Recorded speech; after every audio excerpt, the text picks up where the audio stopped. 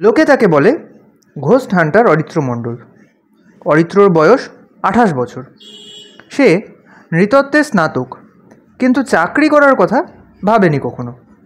প্রেত বিদায়ের কাজটাকে নিজের পেশা হিসেবে নিয়েছে। সে নিজেকে মনে করে একটি ব্রিজ, সেতু, প্রেত লোকের সঙ্গে ইহলোকের সেতু। কিশোর বয়স থেকেই তার মধ্যে এমন একটা বিশেষ ক্ষমতা রয়েছে, যার ফলে সে অন্যদের চেয়ে অনেক সহজে এই ধরনের অদৃশ্য প্রেতাত্মাদের বিশ্বাস অর্জন করতে পারে। খুঁজে বার করতে পারে তাদের অতৃপ্তির কারণ, তাদের ক্রোধের কারণ, আর তারপর সেই কারণটাকে নির্মূল করে প্রেতলোকের যন্ত্রণা থেকে সেই সব অসুখী আত্মাদের মুক্তিও দিতে পারে, সুগম করে দিতে পারে তাদের পরলোকে যাওয়ার পথ। সেই জন্যেই তাকে কেউ ঘোস্ট হান্টার বলে উল্লেখ করুক, সেটা অরিত্র পছন্দ করে না। সে বোঝাতে শুরু করে, হান্টার কেন বলছেন? একটি আত্মা কি মানুষ খেকো বাঘ, না খুনি দাঁতাল হাতি যে তাকে হান্ট করব? আজ যে প্রেতলোকের বন্দি, গতকাল তো সে আপনার আমার মতোই একজন সুখে দুঃখে গড়া জীবন্ত মানুষ ছিল। আমি শিকারী নই, সেতু। আমি তাদের সঙ্গে আপনাদের যোগাযোগ ঘটিয়ে দিই, আপনাদের অনুরোধ করি ওদের যন্ত্রণাটা বুঝুন, প্রতিকার করুন, ব্যাস, বাকিটা আপনাদের মর্জি। পাবলিক অবশ্য বেশিরভাগ সময়ই অরিত্রর এইসব কঠিন কঠিন কথা বোঝে না, কিংবা বুঝতে চায় না। তারা জানে কোথাও ভৌতিক উৎপাত শুরু হলে অরিত্র মণ্ডলকে খবর দিতে হয়। সে খুব পরিচ্ছন্ন উপায়ে ভূতকে বিদায় করে দেয়। তান্ত্রিকদের মতন যাগযজ্ঞ করবে না, ওঝাদের মতন লঙ্কা পোড়া সর্ষে পোড়া ছুঁড়ে মারবে না। এমনকি পাশ্চাত্য পদ্ধতিতে সিয়ান্স বসিয়ে আত্মাকে ডাকার ব্যাপারও নেই তার মধ্যে। সে শুধু যেখানে ভৌতিক উপদ্রব শুরু হয়েছে সেখানে দিনের পর দিন একা একা পাগলের মতন ঘুরে বেড়াবে, বাতাসের গন্ধ শুঁকবে, বিড়বিড় করে অদৃশ্য কারুর সঙ্গে কথা বলবে। তার আচরণের মধ্যে কোথাও ভয় থাকবে না, উত্তেজনা থাকবে না, যেন কাউকে বোঝানোর চেষ্টা করছে, শান্ত করার চেষ্টা করছে। তারপর একদিন দেখা যাবে আর কোনো ভৌতিক উপদ্রব নেই, যে এসেছিল সে চলে গেছে। এই কাজের জন্যে সে সাম্মানিক নেয়। তার ভিজিটিং কার্ডে লেখা আছে, Aritra Mondal, a bridge between your world and theirs. Ghost hunter শব্দটা সেখানে নেই। গত 4-5 বছরে অরিত্রর খ্যাতি কলকাতা ছাড়িয়ে পশ্চিমবঙ্গে অন্যান্য জায়গায়, তারপর ক্রমশ বাংলার বাইরেও ছড়িয়ে পড়েছে। এই এখনই যেমন সে যেখানে বসে আছে সেই শহরটা ওড়িশায়। শহরটার নাম শিলাকাটা। এখানেই ডিসেম্বরের মাঝামাঝি সময় ভেনাস সার্কাসের তাঁবু পড়েছে, এবং সেই সার্কাসকে ঘিরেই শুরু হয়েছে ভৌতিক উপদ্রব। আজ দুপুরে হাওড়া থেকে ট্রেন ধরে সন্ধে 7টার সময় শিলাকাটায় পৌঁছে গিয়েছিল অরিত্র। কটক স্টেশনে তার জন্যে সার্কাস কোম্পানির গাড়ি অপেক্ষা করছিল। কটক থেকে প্রায় 1.5 ঘন্টার রাস্তায় শিলাকাটা শহর। পুরো পথটার দুপাশের প্রাকৃতিক সৌন্দর্য অবর্ণনীয়। দিগন্তে একটানা নীল পাহাড়ের রেখা, পাহাড়ের পায়ের কাছ থেকে শুরু হয়ে চারদিকে যত দূর চোখ যায় জঙ্গল, শুধুই জঙ্গল। কোথাও সেই জঙ্গলের অল্প একটু অংশ পরিষ্কার করে আদিবাসীরা ফসলের চাষ করেছে। চাষের জমির কিনারায় 10-12টা কুঁড়ে ঘর নিয়ে এক একটা আদিবাসী গ্রাম। যে সাদা অ্যাম্বাসাডারটা অরিত্রকে শিলাকাটায় ভেনাস সার্কাসের দিকে নিয়ে চলেছে, সেটা আসলে ভাড়ার গাড়ি। সার্কাস কোম্পানি গাড়িটা 2 মাসের জন্য ভাড়া নিয়েছে। ড্রাইভার বাপন মহান্তর বয়স 25-26 বছর হবে। কটকের ছেলে, খুব গল্পবাজ। পুরো রাস্তাটাই অরিত্রর সঙ্গে গল্প করতে করতে এলো। বাপন খুব ভালো বাংলা বোঝে এবং বলতে পারে। কিছুটা পথ যাবার পরে অরিত্র ওকে জিজ্ঞেস করেছিল, হ্যাঁ গো বাপন, এ তো দেখছি পুরো জঙ্গলের দেশ, মানুষজনও ভীষণই গরিব, এখানে হঠাৎ ভেনাস সার্কাস খেলা দেখাতে এলো কেন? খেলা দেখবার লোক হচ্ছে? বাপন খুব বুদ্ধিমানের মতো উত্তর দিয়েছিল। ও বলেছিল, দেখুন স্যার, বড় বড় শহরে এখন মানুষের অনেক রকমের সময় কাটানোর উপায় আছে। তাদের সিনেমা দেখার জন্যে মাল্টিপ্লেক্স আছে, শপিং করার জন্যে মল আছে, পার্ক আছে, সুইমিং পুল আছে, ছোটোখাটো ছুটিছাটায় গাড়ি নিয়ে বেড়াতেও চলে যেতে পারে তারা। কিন্তু এইসব গ্রামের লোকেদের তো প্রমোদ উপকরণ বলতে কিছুই নেই। এরা তাই অপেক্ষা করে থাকে কখন শীতকাল আসবে আর তার সঙ্গে আসবে সার্কাস। আপনি যাবার পথেই দেখতে পাবেন দূর দূরান্তের গ্রাম থেকে ছোট ছোট দলে আদিবাসী নারী পুরুষেরা গান গাইতে গাইতে শিলাকাটার দিকে চলেছে সার্কাস দেখতে। আর স্যার, শিলাকাটা শহরটা ছোট বটে, কিন্তু ওখানকার লোকজন অতটা গরিব নয়। অরিত্র বাপনের কথাগুলো মন দিয়ে শুনছিল। জিজ্ঞেস করলো, কেন, ওদের জীবিকা কী? চারপাশে যেরকম পাথুরে জমি দেখছি, তাতে চাষবাস তো তেমন হয় না বলেই মনে হচ্ছে। বাপন বলল, চাষবাস নয় স্যার, শিলাকাটার 80% লোকের জীবিকা হলো বনজ সম্পদের ব্যবসা। বনজ সম্পদ মানে প্রধানত তেন্দু পাতা, যাকে আমরা বিড়ি পাতা বলি। এই যে রাস্তার দুপাশে জঙ্গল দেখছেন, এই জঙ্গলেই আছে তেন্দু পাতার গাছ। আর ওই যে সব গ্রাম দেখছেন, ওই সব গ্রামের লোকেরা জঙ্গল থেকে সেই পাতা কুড়িয়ে শিলাকাটার মহাজনদের গোলায় বিক্রি করে আসে। তারপর মহাজনের গোলা থেকে সারা ভারতে কোটি কোটি টাকার বিড়ি পাতা সাপ্লাই হয়। আর কিছু আছে? আরও অনেক কিছুই আছে স্যার। অরণ্যে তো সম্পদের শেষ নেই, লাক্ষা, ধুনো, মহুয়া, আমলকি, আরও কত কী। আমি তো কটক শহরের মানুষ, তাই সবটা জানি না। কিছুক্ষণ গাড়ির জানলা দিয়ে বাইরে তাকিয়ে রইল অরিত্র।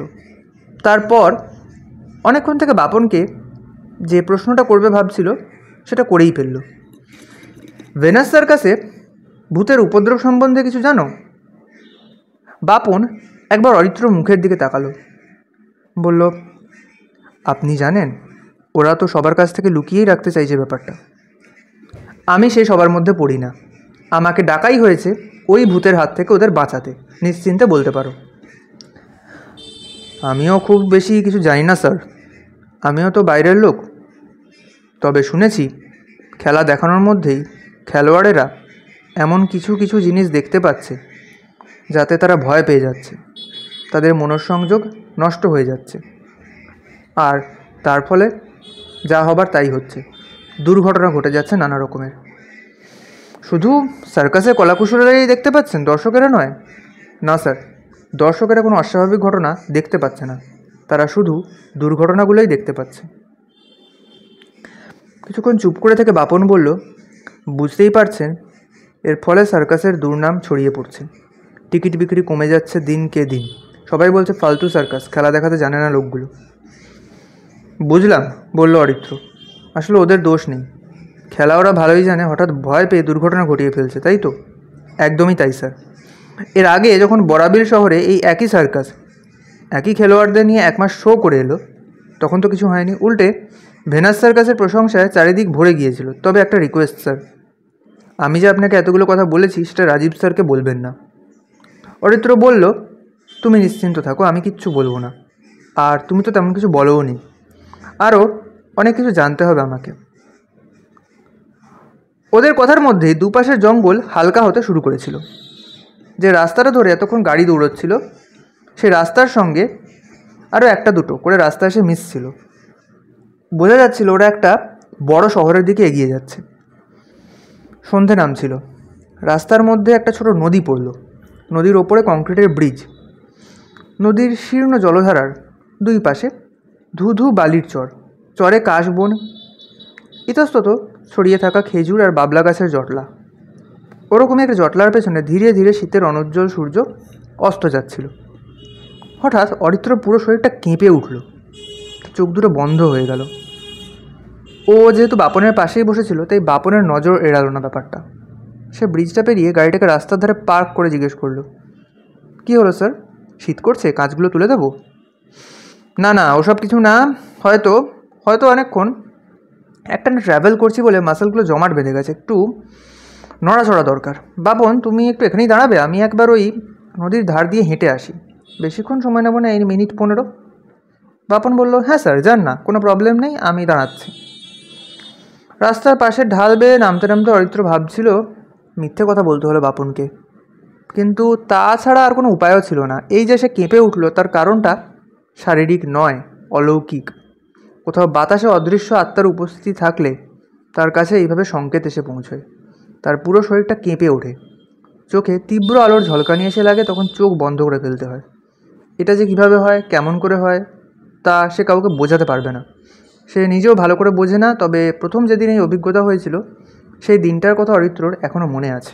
অরিত্রর বয়স তখন মাত্র 17, ক্লাস 12-এ পড়ে। সামনেই হায়ার সেকেন্ডারি পরীক্ষা। ওর পড়া ঘরটা ছিল ছাদের লাগোয়া চিলেকোঠায়। পড়াশোনার পক্ষে ঘরটা ছিল আদর্শ। সারা বাড়ির হৈহট্টগোল ওই ঘরে পৌঁছতো না।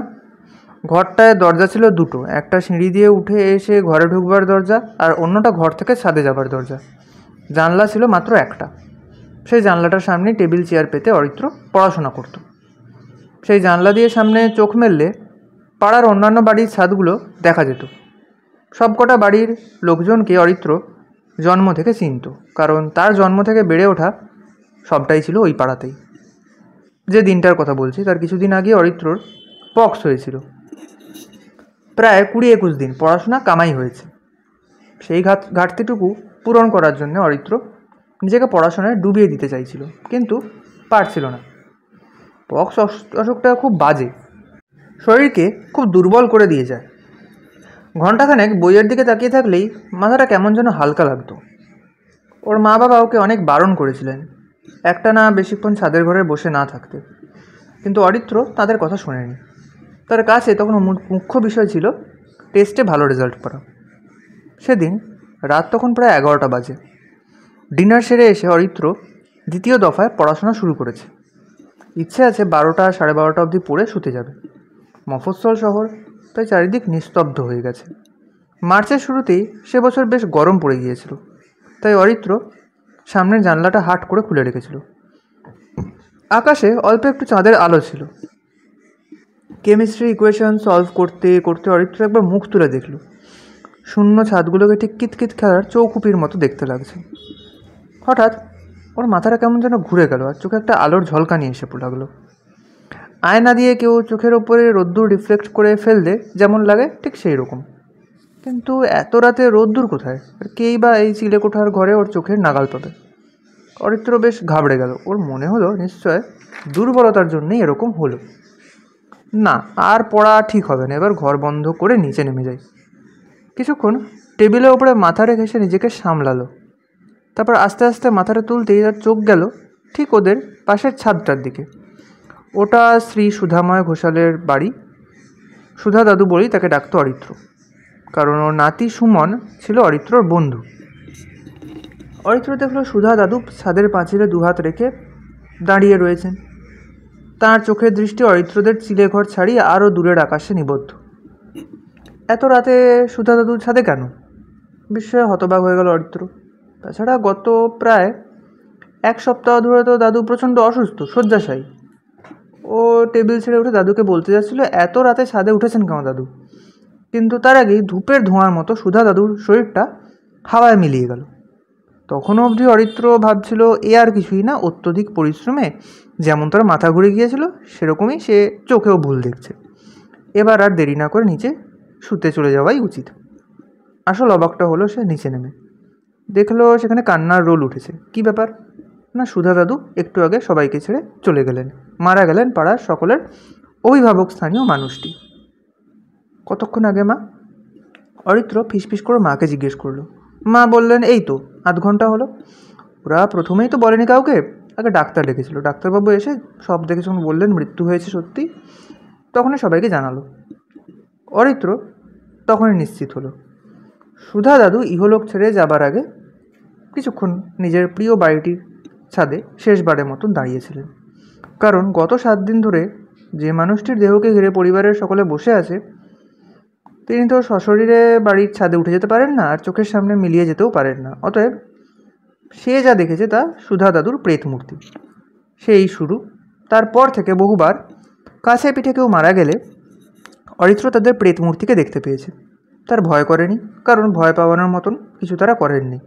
বরং 21 বছর বয়সে এমন একটা ঘটনা ঘটল যাতে তার বিশ্বাস হলো ওরা ইচ্ছে করে যোগাযোগ করতে চান, তার মধ্যে এমন কোনো ক্ষমতা আছে যাতে ওরা তাকে বিশ্বাস করতে পারে। সেবার অরিত্র বিএসসি ফাইনাল পরীক্ষার পরে মেদিনীপুরের এক গ্রামে কলেজেরই এক সহপাঠীর বাড়িতে 2 দিনের জন্যে বেড়াতে গিয়েছিল। বন্ধুটির নাম ছিল সুশান্ত পাল। বীরসিংহের কাছে মিরপুর নামে এক বর্ধিষ্ণু গ্রামে সুশান্তদের বাড়ি। ওরা একসময় ছিল ওই অঞ্চলের জমিদার, কিন্তু সে অনেক দিন আগের কথা, বহু বছর আগেই সে জমিদারি লোপ পেয়েছিল। তবু সুশান্তদের 100 বছরের পুরনো বিশাল বাড়িটা ছিল। ছিল প্রচুর জমিজমা, পুকুর, ফলের বাগান ইত্যাদিও। অরিত্র যেদিন ওখানে পৌঁছেছিল তার পরদিন সকালেই সুশান্ত ওকে নিয়ে গ্রাম ঘুরতে বেরিয়েছিল। ছবির মতো সুন্দর গ্রাম। শহরের ছেলে অরিত্র যতই দেখে ততই মুগ্ধ হয়।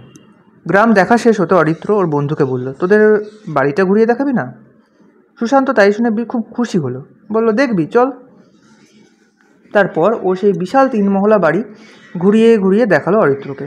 একটা বাড়ির মধ্যে কত যে মার্বেলের টালি বসানো সুদীর্ঘ বারান্দা, কত ঘোরানো সিঁড়ি, রঙিন কাচ বসানো, কত জানলা, কিন্তু মানুষজন খুব কম। সুশান্ত বলল, ওদের জেনারেশনের সকলেই চাকরি কিংবা ব্যবসার স্বার্থে গ্রামের বাইরে চলে গেছে। অত বড় বাড়িতে আছেন কেবল সুশান্তর বাবা মা আর 2 কাকার পরিবার। সব কিছু দেখা শেষ হলে সুশান্ত অরিত্রকে নিয়ে ছাদে গেল। ছাদটাও বিশাল এবং সুন্দর।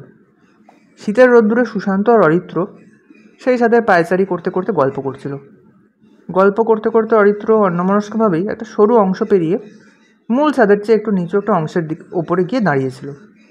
তাই দেখে সুশান্ত ওকে পেছন থেকে ডাক দিয়ে বলল, অরু, ওই দিকটা যাস না, চলে আয়। অরিত্র চমকে উঠল, বলল, কেন রে, ভেঙে পড়বে নাকি? না না, অন্য ব্যাপার আছে, বলছি, আয়। তারপর সুশান্ত একটা অদ্ভুত কাহিনী বলল ওকে। ছাদের ওই অংশটার নিচে যে 2টো ঘর রয়েছে, সেখানে নাকি সুশান্তর এক পূর্বপুরুষ সম্পর্কে যিনি ছিলেন ওর দাদুর কাকা, তিনি বাস করতেন। তার নাম ছিল জীবনকৃষ্ণ শাসমল। প্রায় 90 বছর আগে, সেটা ছিল 1934 সাল, জীবনকৃষ্ণ ছাদের ওই জায়গাটা থেকেই নিচে ঝাঁপ দিয়ে আত্মহত্যা করেন। তখন তার বয়স ছিল মাত্র 22 বছর। কেন আত্মহত্যা করেছিলেন, কেন, প্রশ্ন করে অরিত্র। সুশান্ত বলে, সেই সময়ে মেদিনীপুরের আরও বহু যুবকের মতন জীবনবাবুও বিপ্লবী কর্মকাণ্ডে জড়িয়ে পড়েছিলেন, কিন্তু পরে নাকি তিনি তার সহযোদ্ধাদের সঙ্গে বিশ্বাসঘাতকতা করেন। বিশ্বাসঘাতকতা? অবাক হয় অরিত্র, বলে, সে কীরকম? সুশান্ত বলে, শুনেছি স্টুয়ার্ট নামে এক অত্যাচারী ইংরেজ পুলিশ অফিসারের ওপর আঘাত হানার জন্য যখন তার 2 সহযোদ্ধা মেদিনীপুরেরই অন্য 2 যুবক রওনা হন, তখন তাদের কভার করার দায়িত্ব ছিল জীবনকৃষ্ণের ওপরে। কভার করা মানে বুঝিস তো? ওদের পালানোর সময় যারা পিছু নেবে, বোমা ছুঁড়ে তাদের আটকে রাখা, ওদের নিরাপদে পালানোর সুযোগ করে দেওয়া। আসল সময় দেখা গেল জীবনকৃষ্ণ তার দায়িত্ব পালন করলেন না। মেদিনীপুর শহরের একটা ইউরোপিয়ান ক্লাবের সামনে জীবনকৃষ্ণের 2 বন্ধু স্টুয়ার্টের দিকে গুলি চালালো এবং ধরা পড়ল। তাদের বাঁচানোর জন্য কিন্তু জীবনকৃষ্ণকে কোথাও দেখা গেল না। স্বাভাবিকভাবেই এরপর বিপ্লবী দলের মধ্যে জীবনকৃষ্ণ হয়ে গেলেন এক ঘৃণিত নাম, বিশ্বাসঘাতক। অবশ্য তিনি নাকি কাউকে কাউকে বলেছিলেন বিশ্বাসঘাতক তিনি নন, অন্য কেউ, দলের মধ্যে অন্য কেউ তার প্রতি ঈর্ষাবশত মোক্ষম সময় যে বোমা নিয়ে তার বন্ধুদের বাঁচাতে যাওয়ার কথা ছিল সেগুলোকে সরিয়ে ফেলেছিল। কেউ বিশ্বাস করেনি তার কথা। এরকমও শোনা গেল জীবনকৃষ্ণের প্রতি বিপ্লবী সংগঠনের ঘৃণা এতটাই যে তারা তাকেই খুন করতে পারে, কিন্তু তার দরকার পড়ল না। তার আগেই জীবনকৃষ্ণ এক সন্ধ্যায় ওই যেখানে তুই একটু আগে গিয়ে দাঁড়িয়েছিলিস ওখান থেকে নিচে ঝাঁপ দিয়ে আত্মহত্যা করেন। তারপর থেকে এক অদ্ভুত ঘটনা শুরু হয়। ছাদের ওই অংশটায় গিয়ে দাঁড়ালে অনেকেই এক আশ্চর্য টান অনুভব করতে শুরু করে। আমি নিজেও করেছি। মনে হয়েছে যেন 2টো অদৃশ্য হাত আমাকে কোথাও টেনে নিয়ে যেতে চাইছে। সেই জন্যেই ভয়ের চোটে আমরা কেউ ওখানটায় গিয়ে দাঁড়াই না। তবে এসব উৎপাত দিনের বেলায় কখনো হয়েছে বলে শুনিনি, যা হয়েছে সবই গভীর রাতে। অরিত্র সব শুনল, কিছু বলল না। শুধু সেদিনই গভীর রাতে চুপি চুপি আবার সুশান্তদের বাড়ির ছাদে উঠে এলো। ওই নির্দিষ্ট জায়গাটা অবধি তাকে যেতে হলো না। তার আগে প্রবলভাবে তার সারা শরীর কেঁপে উঠল আর চোখ ধাঁধিয়ে গেল অপার্থিব আলোর ঝলকানিতে। তারপরেই তিনি দেখা দিলেন, আর সকলের জন্য তিনি শুধুই অদৃশ্য টান। কিন্তু অরিত্র যেহেতু ইহলোক আর প্রেতলোকের মধ্যে এক প্রাকৃতিক সেতু, তাই তার কাছে তিনি দৃশ্যমান। তিনি এক 22-23 বছরের যুবক, পরনে মালকোঁচা মারা ধুতি আর সাদা বেনিয়ান, গায়ের রং শ্যামলা, এক মাথা ঝাঁকড়া ঝাঁকড়া চুল, কাটা কাটা নাক মুখ, 2 চোখে গভীর বিষাদ। অরিত্র থেকে মাত্র 2 হাত দূরে তিনি হাওয়ার মধ্যে জল ছবির মতো আস্তে আস্তে ফুটে উঠলেন। কিছু বলবেন? অরিত্র জিজ্ঞেস করল। বাতাসের শব্দের মতোই ফিসফিস স্বরে তিনি জীবনকৃষ্ণ উত্তর দিলেন, আমি বিশ্বাসঘাতক নই। জানি যদি তাই হতেন তাহলে এত কষ্ট পেতেন না। কি হয়েছিল আসলে? রামলাল জানা, পাশের বাড়ির ছেলে। ছোটোবেলা থেকে আমাকে সহ্য করতে পারতো না। সেও বিপ্লবী দলে নাম লিখিয়েছিল। সেই ছিল আসল বিশ্বাসঘাতক। পরে ব্রিটিশদের রাজসাক্ষী হয়েছিল, অনেক বন্ধুদের ওদের হাতে ধরিয়ে দিয়েছিল। কিন্তু তখন আমি এসব কিছুই জানতাম না, ওকে খুব বিশ্বাস করতাম। মৃত্যুর পরে সব জানতে পেরেছি। অরিত্র বলল, সেদিন কি করেছিল রামলাল? ও আমাকে বলেছিল আমার ঘরে নাকি যখন তখন পুলিশের তল্লাশি হতে পারে। এই কথা বলে একরকম জোর করেই আমার কাছ থেকে বোমার ব্যাগটা নিয়ে চলে গিয়েছিল। বলেছিল নির্দিষ্ট দিনই আমার হাতে তুলে দেবে, কিন্তু সেদিন ওকে আমি খুঁজে পাইনি। শুধু সেদিনই নয়, তারপরেও রামলাল আমাকে ঠকিয়ে দেশ ছাড়া হয়ে গেল। আর আমার দেশভক্ত বন্ধুদের ঘৃণা আর বিদ্রুপ সহ্য করতে না পেরে আমি যেন এখন এই মিরপুর গ্রামের লোকেরা গোপনে আমার সম্বন্ধে ওই ধারণাই পোষণ করে। অরিত্র বলল, এখন আপনি কি চান? কি পেলে আপনার মুক্তি হবে? জীবনকৃষ্ণের প্রেতাত্মা বললেন, মৃত্যুর পরে আমি সেই বোমার ব্যাগটা খুঁজে পেয়েছি। পাশের বাড়ি, মানে রামলালের বাড়ির এক চোরা কুঠুরির মধ্যে এখন ওটা পড়ে আছে। তুমি যদি ওটাকে বার করে আনো, সবাইকে বলো আসলে কি হয়েছিল, তাহলে আমার সম্বন্ধে মানুষের ধারণাটা বদলায়। এর আগেও আমি ওদের ওই চোরা কুঠুরিটার কাছেই নিয়ে যেতে চাইতাম, কিন্তু ওরা ভয় পেত। স্বাভাবিক, ওদের তো আমি এইভাবে সব কথা বুঝিয়ে বলতে পারতাম না। একমাত্র তোমারই দেখছি অদ্ভুত ক্ষমতা। একমাত্র তুমি কীভাবে যেন আমার কথা শুনতে পাচ্ছ, দেখতে পাচ্ছ আমাকে। পরদিন সকালে অরিত্র সুশান্তদের বাড়ির পেছন দিকে আরেকটা পোড়ো বাড়ির মাটির নিচে কুঠুরি থেকে সেই 90 বছরের পুরনো বোমা ভর্তি ব্যাগ উদ্ধার করেছিল। সুশান্তর বাড়ির লোকজন এবং গ্রামবাসীদের সাক্ষী রেখে জমা করে দিয়েছিল লোকাল থানায়। সৌভাগ্যবশত ওই চোরাকুঠুরির মধ্যেই ছিল বিশ্বাসঘাতক রামলালের ডায়েরি, যার মধ্যে সে নিজের চতুর বিশ্বাসঘাতকতার বিবরণ গর্বভরে লিপিবদ্ধ করে রেখে গিয়েছিল। জীবনকৃষ্ণ যে কতটা নিরাপরাধ ছিলেন, কতটা অসহায়, সে কথা এরপর আর গ্রামের লোককে বিশ্বাস করাতে অসুবিধা হয়নি। সুশান্তই শুধু নয়, ওর গুরুজনেরা অবধি সেদিন অরিত্রকে বুকে জড়িয়ে ধরেছিলেন। বলেছিলেন, আজ তুমি আমাদের পরিবারকে বহু বছরের একটা লজ্জার হাত থেকে মুক্তি দিলে বাবা। অরিত্র বলেছিল, মুক্তি পেলেন আরেকজন। আপনাদের ছাদে আর কখনো মধ্যরাতে কোনো ভৌতিক উপদ্রব হবে না, আমি কথা দিলাম। মিরপুর গ্রামের সেই ঘটনার পরেই লোকের মুখে মুখে অরিত্রর অলৌকিক ক্ষমতার কথা ছড়াতে শুরু করে। বহু প্রেত উপদ্রুত বাড়ির মালিকেরা তাকে ডেকে নিয়ে যান। অরিত্র আজ অবধি সেই সব বাড়িকে প্রেতমুক্ত করার কাজে বিফল হয়নি। এইভাবেই আজ অরিত্র মানুষের মুখে মুখে ঘোস্ট হান্টার অরিত্র মণ্ডল। যদিও নিজের কাছে সে শুধুই একটা সেতু, ইহলোক আর প্রেতলোকের যোগসূত্র। নদীর চড়ায় সেই যে খেজুর আর বাবলা গাছের জটলাটা, যেটার পেছনে সূর্য অস্ত যাচ্ছিল, সেই দিকেই পা চালালো অরিত্র। যতই সে ওদিকে যাচ্ছিল, ততই একটা গন্ধ তীব্র হয়ে উঠেছিল। ভিজে খড়ের সঙ্গে ধুনোর গন্ধ মেশালে যেরকম হয়, সেরকম একটা গন্ধ। অনেক দিনের অভিজ্ঞতায় অরিত্র জানে এই গন্ধের অর্থ আশপাশে তাঁরা রয়েছেন, এবং সে এটাও জানে যে সে ছাড়া আর কেউ এই গন্ধ পায় না। অরিত্র নিশ্চিত হলো জায়গাটা রহস্যময়। সে এমনি এমনি একটু আগে গাড়ির ভেতরে বসে কেঁপে ওঠেনি। এখানে তীব্র মাত্রায় আত্মার কার্যকলাপ চলছে, কিন্তু তিনি কে? আর বড় জোর 2 মিনিট হাঁটার পরেই অরিত্র ওই গাছের জটলাটার সীমানায় পৌঁছে গেল। আর কি এগোবে সে? আর এগোনো কি ঠিক হবে? কথাটা সে ভাবতে বাধ্য হলো, কারণ সে পরিষ্কার বুঝতে পারছিল ওই গাছের জটলার ভেতরে অন্ধকারে যেই থাকুক, সে চায় না যে অরিত্র আর এগোক। সে কোনো মানুষ নয়। ঝিঁঝি পোকার ডাকের মতন অদ্ভুত একটা শব্দ ওই ছোট্ট জায়গাটুকুর মধ্যেই পাক খেয়ে খেয়ে ঘুরছিল। শব্দটা যেন জমাট একটা লোহার তারের বেড়ার মতন, যেন হাত দিয়ে শব্দটাকে ছোঁয়া যাবে। সেটাকে উপেক্ষা করে আর 2 পা এগোতেই অরিত্রর মনে হলো সে একটা আগুনের কুণ্ডের মধ্যে পা দিয়ে ফেলেছে। ছিটকে পিছিয়ে এলো সে। তারপর ভালো করে পায়ের নিচে এবং চারিদিকে তাকিয়ে দেখল, না, কোথাও আগুনের কোনো চিহ্নই নেই। পায়ের নিচে ভিজে বালি, চারিদিকে গাছের সবুজ, অথচ ওখানেই বাতাস যেন আগুনের হলকা ছড়াচ্ছে। এগোনো যাচ্ছে না একটুও।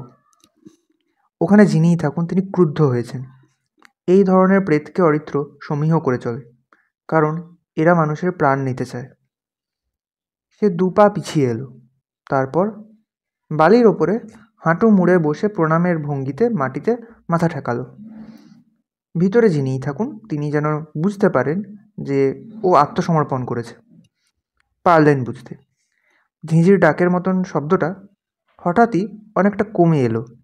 তার সঙ্গে কমে এলো বাতাসের উত্তাপ। অরিত্র বলল, আপনি কে আমি জানি না, কিন্তু আমি আপনাকে সাহায্য করতে এসেছি। কথাগুলো বলার সঙ্গে সঙ্গেই সামনের কিছু ঝোপঝাড় দুপাশে সরে গেল, যেন কেউ অদৃশ্য দুটি হাতের প্রবল টানে তাদের দুদিকে টেনে ধরলেন। আর তার ফলে মাঝখানে যে চুলের সিঁথির মতন রাস্তাটা তৈরি হলো, তার শেষে দেখা গেল একটা বালির স্তূপ, যেন ওইখানটায় কেউ বালি জমিয়ে একটা ঢিপি বানিয়েছে। সেই ঢিপের নিচ দিয়ে বেরিয়ে আছে একটা পা। অরিত্র স্থির হয়ে দাঁড়িয়ে ওই পাটার দিকে তাকিয়ে রইল। ছোট্ট একটা পা, পুরোটা দেখা যাচ্ছে না। ডান পায়ের পাতা থেকে হাঁটু অবধি বালির বাইরে বেরিয়ে আছে, বাকি শরীরটা বালির নিচে চাপা দেওয়া আছে, একটা মৃতদেহ। কিন্তু দেহটা কি কোনো শিশুর? তাই তো মনে হচ্ছে। অত ছোট পা তো প্রাপ্তবয়স্ক মানুষের হবে না। তাছাড়া লাল ভেলভেটের ফুল প্যান্ট, সবুজ জুতো, এসবও তো শিশুর পোশাক। ঝোপঝাড়গুলো যেভাবে দুদিকে সরে গিয়েছিল ঠিক সেইভাবেই আবার হঠাৎ যথাস্থানে ফিরে এলো, যেন যিনি ওকে দেখানোর জন্যে ওগুলোকে দুদিকে টেনে ধরেছিলেন তিনিই আবার হাত সরিয়ে নিলেন। ইঙ্গিতটা পরিষ্কার, অরিত্রকে যতটা দেখানোর দেখানো হয়ে গেছে, এবার তাকে চলে যেতে হবে। অরিত্র পায়ে পায়ে পিছিয়ে এলো। সূর্য সবে অস্ত গেছে। এই সায়াহ্নের সময়টায় ক্রুদ্ধ আত্মারা অত্যন্ত শক্তিশালী হয়ে ওঠে, আর এখানে থাকা ঠিক হবে না। সদ্য যার মৃত্যু হয়েছে, তাও আবার অপঘাতে, যার মৃতদেহের সৎকার অবধি হয়নি, তার ক্রোধের কারণ আছে বই কি। দেখা যাক কি করা যায়, ভাবল অরিত্র। সব মিলিয়ে ওখান থেকে ঘুরে আসতে 15 মিনিটের বেশি লাগেনি ওর। গাড়ির সিটে উঠে সে বাপনকে বলল, চলো একটু হাঁটাহাঁটি করে, এখন বেশ চাঙ্গা লাগছে। এর বেশি আর কিছুই সে বলল না ওকে। আর মিনিট 10 ড্রাইভ করার পরেই অরিত্র গাড়ির জানলা দিয়ে দেখতে পেল সার্কাসের বিশাল তাঁবু। অন্ধকারের মধ্যে আলোর মালা দিয়ে সাজানো একটা ছোটোখাটো পাহাড়ি যেন সেটা। দূর দূরান্তের মানুষজনকে আকর্ষণ করার জন্যে দুটো সার্চ লাইটের নীল আলোর বিম অন্ধকার আকাশে বল্লমের মতন ঘুরছে, পরস্পরকে একবার করে স্পর্শ করছে, আবার দূরে সরে যাচ্ছে। মানুষ যাচ্ছিলও বটে। এত মানুষ মিছিল করেই তাঁবুর দিকে দৌড়ে চলেছিল যে বাপনকে বাধ্য হয়ে গাড়ির স্পিড কমাতে হলো। তবুও আর 10 মিনিটের মধ্যে ওদের অ্যাম্বাসাডারটা তাঁবুর পেছন দিকে লোহার অস্থায়ী রেলিংয়ের গায়ে একটা গেটের সামনে পৌঁছে থেমে গেল। বাপন দুবার হর্ন বাজাতেই ভেতর থেকে দুজন সিকিউরিটি গার্ড দৌড়ে এসে গেটের তালা খুলে পাল্লা দুটোকে টেনে গাড়ি ঢোকার রাস্তা করে দিল। ঘেরা জায়গাটার মধ্যে ঢুকে বাপন গাড়ি দাঁড় করিয়ে বলল, আমি তাহলে চলি স্যার, ওই সিকিউরিটির লোকেরাই আপনাকে ম্যানেজার সাহেবের ঘরে নিয়ে যাবে। Good night sir. ভেনাস সার্কাসের ম্যানেজার রাজীব পান্ডের বয়স 40-এর কাছাকাছি হবে। গোলগাল ফর্সা চেহারা, পরিষ্কার করে কামানো দাড়ি গোঁফ, চুলগুলো ব্যাকব্রাশ করে মাথার পেছনে টেনে আছড়ে রেখেছেন। পরনে পরিষ্কার টেরিলিনের হাফ হাতা সাদা শার্ট আর নীল ডেনিমের ট্রাউজার। অরিত্র মনে মনে বলল, ভদ্রলোকের মনের জোর আছে। যে বিপদের মধ্যে দিয়ে যাচ্ছেন, তারপরেও এরকম ফিটফাট থাকাটা কম কথা নয়। ম্যানেজারের টেন্টটাও দেখবার মতন। মোট আয়তন প্রায় 20 ফিট বাই 20 ফিট। সেটাকে আবার রঙিন কাপড়ের ভারী পর্দা দিয়ে দুভাগে ভাগ করা হয়েছে। সামনের অংশ, যেখানে টেবিল চেয়ার পেতে বসে পাণ্ডেজি ল্যাপটপে কাজ করছিলেন, সেটা ওর কাজের ঘর, আর তার পেছনে লিভিং কোয়ার্টার। অরিত্র ঘরে ঢুকতে রাজীব পাণ্ডে একগাল হেসে টেবিলটাকে পাক দিয়ে এসে ওর হাত দুটো নিজের হাতের মধ্যে জড়িয়ে ধরলেন। বললেন, এখন কোনো কথা নয়, অনেক দূর জার্নি করে এসেছেন, আগে আপনার টেন্টে যান, স্নান করুন, জল খাবার খান এবং বিশ্রাম নিন। তারপর যখন আমরা ডিনার করতে বসবো, তখন আপনাকে সব কথা খুলে বলবো। এই রানা। রাজীববাবুর ডাকে সাড়া দিয়ে একটি দৈত্যাকৃতি যুবক ঘরে ঢুকে সেলাম করল। রাজীববাবু অরিত্রকে বললেন, এর নাম রানা বক্সি। আগে এই সার্কাসেই ওয়েট লিফটিং করতো। 2 বছর আগে হাঁটুতে একটা চোট লাগার ফলে খেলা দেখানো ছেড়ে দিতে হয়েছে। তবে আমি ওকে ছাড়িনি। আপনি যে কদিন এখানে থাকবেন, রানাই হবে আপনার বডিগার্ড, সেক্রেটারি, ম্যানেজার, যা বলুন। যাও রানা, মণ্ডল সাহেবকে ওর টেন্টে নিয়ে যাও, স্নান খাওয়ার বন্দোবস্ত করো। রাজীববাবুর টেন্ট থেকে নিজের টেন্টে যাওয়ার পথেই অরিত্রর এই সার্কাসের নিজস্ব ক্যাম্পাসটা অনেকটাই দেখা হয়ে গেল। এ যেন একটা ছোটোখাটো শহর। কিচেন টেন্টটা বিশাল, ভেতরে গ্যাসের উনুনে পুরোদমে রান্নাবান্না চলছে। অন্তত 8 জন লোক সেখানে কাজ করছে। তার পাশেই স্টোর, চাল ডাল নুন আটার বস্তা প্রায় ছাদ ছুঁয়েছে। মেঝেতে চটের উপরে স্তূপ করে রাখা আছে আলু, কুমড়ো, লাউ ইত্যাদি সবজি। এসব পেরিয়ে গেলে একটা জায়গায় ঘোড়ার রাস্তা বল, তার পাশে হাতিদের থাকার জায়গা। রানা বলল, আগে এখানেই বাঘ সিংহের খাঁচাগুলো থাকতো, তবে সার্কাসে বন্যপ্রাণী রাখা যবে থেকে আইনত নিষিদ্ধ হয়ে গেছে তবে থেকে আর ওদের থাকার কোনো প্রশ্ন নেই। হাতি ঘোড়া ছাড়া এখন আছে শুধু নানা রকমের বিদেশি পাখি, স্প্যানিয়েল কুকুর আর একটা জলহস্তি। এরপর অনেকটা জায়গা জুড়ে শুধু কলাকুশলীদের থাকার জন্য ছোট ছোট তাঁবু। এসব পার হয়ে বেশ পরিচ্ছন্ন একটা জায়গায় একটা ঝাঁকড়া তেঁতুল গাছের ছায়ায় একটা টেন্ট দাঁড়িয়েছিল। রানা টেন্টের সামনের পর্দা সরিয়ে বলল, আসুন স্যার, এটাই আপনার টেন্ট। বাথরুম, বেসিন সবই আছে, শুধু গিজার নেই। আমি আসবার সময় বলে এসেছি, এখনই বালতি করে আপনার গরম জল দিয়ে যাবে। আপনি হাত মুখ ধুয়ে নিন, তারপর আপনার জলখাবার আমি নিজেই নিয়ে আসবো। রাত 10টা নাগাদ যখন অরিত্র ডিনার করার জন্য রাজীববাবুর টেন্টের দিকে যাচ্ছিল, তখন সেদিনের শেষ শোয়ের শেষ খেলা চলছিল, অর্থাৎ ট্র্যাপিজের খেলা। অরিত্র বাইরে থেকে তাঁবুর পর্দার গায়ে উড়ন্ত খেলোয়াড়দের সিলুয়েট দেখতে পাচ্ছিল। খেতে খেতেই রাজীব পাণ্ডে কাজের কথা শুরু করলেন। তিনি বিশেষ কোনো ভূমিকা না করেই বললেন, দেখুন অরিত্রবাবু, একই ধরনের অ্যাক্সিডেন্ট যখন বারবার ঘটে তখন সেটা আর অ্যাক্সিডেন্ট থাকে না, ইনসিডেন্ট হয়ে যায়। এই সার্কাসে গত 7 দিনের মধ্যে 3টে অ্যাক্সিডেন্ট ঘটেছে। সবকটাই ঘটেছে শেষ শোয়ে, মানে সন্ধে 6টা থেকে রাত 10টা অবধি যে শোটা হয় সেই সময়। আজ 22শে ডিসেম্বর। 15ই ডিসেম্বর প্রথম দুর্ঘটনাটা ঘটে। মরণকূপের খেলাটা বহু পুরনো খেলা, আপনি নিশ্চয়ই দেখেছেন। অরিত্র বলল, দেখেছি বই কি। একটা বিশাল বৃত্তাকার স্টিলের খাঁচার মধ্যে দুটো মোটর বাইক প্রচণ্ড বেগে পাক খেতে শুরু করে। পাক খেতে খেতে খাঁচার দেয়াল বেয়ে তারা ওপরে উঠে যায়, বিপরীত মুখে দৌড়ায়। সারাক্ষণ মনে হয় এই বুঝি কলিশন হলো। দর্শকদের বুক দূর করে, কিন্তু হয় না কিছুই। ওই উত্তেজনাটাই এই খেলার মজা। রাজীব পাণ্ডে বললেন, ঠিকই বলেছেন, হয় না কিছুই, কারণ সামান্য আগে পরে তারা একটা বিন্দুকে ক্রস করে যায়। যদি একই সঙ্গে একই জায়গায় পৌঁছতো তাহলে অবশ্যই কলিশন হতো। কিন্তু দিনের পর দিন প্র্যাকটিস করে করে এই খেলার খেলোয়াড়েরা ওই সময়ের তফাৎটুকু মেনটেন করতে শিখে যায়। আমাদের সার্কাসে যে দুজন ওই খেলাটা দেখায় তারা 2 ভাই, দুজনেই কেরালার লোক, নাম রঙ্গস্বামী আর ভেঙ্কটেশ। আমরা ডাকি রঙ্গা আর ভেঙ্কি বলে। ওরা গত 10 বছর ধরে এই খেলাটা দেখাচ্ছে। কোনো দিন কারুর গায়ে একটা আঁচড়ও লাগেনি। যে দিনের কথা বলছি সেদিনও প্রথম 2-3 মিনিট সব ঠিকই চলেছিল। আমি নিজেই সেদিন তাঁবুর একদিকে যে অর্কেস্ট্রার স্ট্যান্ড, সেখানে বসেছিলাম। ওর কথায় বাধা দিয়ে অরিত্র প্রশ্ন করল, কেন, রোজই কি থাকেন? না, রোজ থাকি না। সেদিন কেন ছিলাম সেটা পরে বলছি। আচ্ছা, তারপর কি হলো বলুন। সেদিনও প্রতিদিনের মতন খেলার শেষ পর্যায়ে এসে তাঁবুর সমস্ত জোরালো লাইটগুলোকে নিভিয়ে দেওয়া হলো। শুধু একটা নীল আলোর বিম তাঁবুর ছাদ থেকে নেমে এসে গ্লোবের ভেতরটাকে আবছা নীল আলোয় ভরিয়ে তুলছিল। সেই আলোয় দর্শকরা দেখছে উল্কার মতন দুটো মোটরসাইকেল গ্লোবের দেয়াল বেয়ে বিপরীতমুখী পথে ছুটছে, এক চুল দূর দিয়ে একে অন্যকে পেরিয়ে যাচ্ছে। ততক্ষণে রঙ্গা আর ভেঙ্কি তাদের মোটরসাইকেলের স্পিড সর্বোচ্চ পর্যায়ে তুলে এনেছে। আমরা জানি আর ঠিক 3 মিনিট পরেই খেলাটা শেষ হবে, আবার জ্বলে উঠবে তাঁবুর সমস্ত আলো। ঠিক তখনই কলিশনটা ঘটল। বলেন কি, আঁতকে উঠল অরিত্র। আগে হ্যাঁ, দুটো ছুটন্ত মোটরসাইকেলের কান ফাটানো গর্জনকে ছাপিয়ে ঝনঝন করে কেঁপে উঠল বিশাল স্টিলের গোল খাঁচাটা। তারপরেই সব নিস্তব্ধ হয়ে গেল। ওই আধো অন্ধকারে দেখলাম গ্লোবের ভেতরে দুটো মোটরসাইকেল আর তাদের 2 আরোহী নিথর হয়ে পড়ে আছে। আমি চিৎকার করে বললাম, সুইচ অন দ্য লাইটস। আলোগুলো জ্বলে উঠল। শো বন্ধ করা যায় না। মানুষজন পয়সা দিয়ে টিকিট কেটে খেলা দেখতে এসেছে, কাজেই সার্কাসে পরের খেলা শুরু হলো। আমি আর রানা মিলে তক্ষুনি রঙ্গা আর ভেঙ্কিকে গাড়িতে চাপিয়ে হাসপাতালের দিকে দৌড়লাম।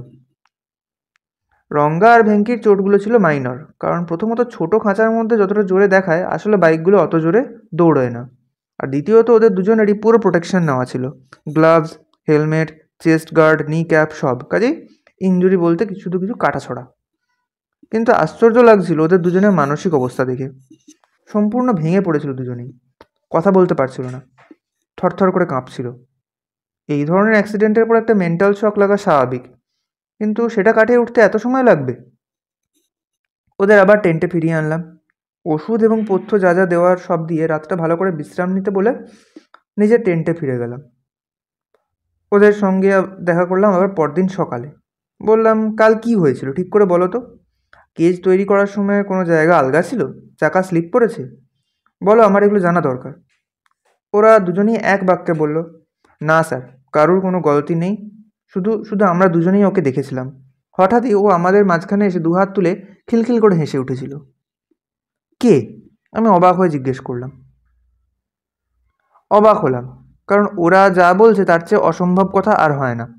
একটা লোহার কেজ, ওরা দুজন মোটর সাইকেল নিয়ে তার মধ্যে ঢুকে যাওয়ার পরে একমাত্র দরজাটা টাইট করে বন্ধ করে তালা দিয়ে দেওয়া হয়েছিল। তার মধ্যে তো একটা ইঁদুরও গলতে পারার কথা নয়। আর তার চেয়েও বড় কথা, আমি পুরো সময়টা মাত্র 20 ফুট দূরে বসে ওদের খেলা দেখেছিলাম, তাই জানি কেউই ওই খাঁচার মধ্যে ঢোকেনি। কেউ ওদের দুজনের মধ্যে দাঁড়িয়ে খিলখিল করে হেসে ওঠেনি। তবু দুজনেই একই কথা বলছে দেখে জিজ্ঞেস করলাম, কার কথা বলছো বলো তো?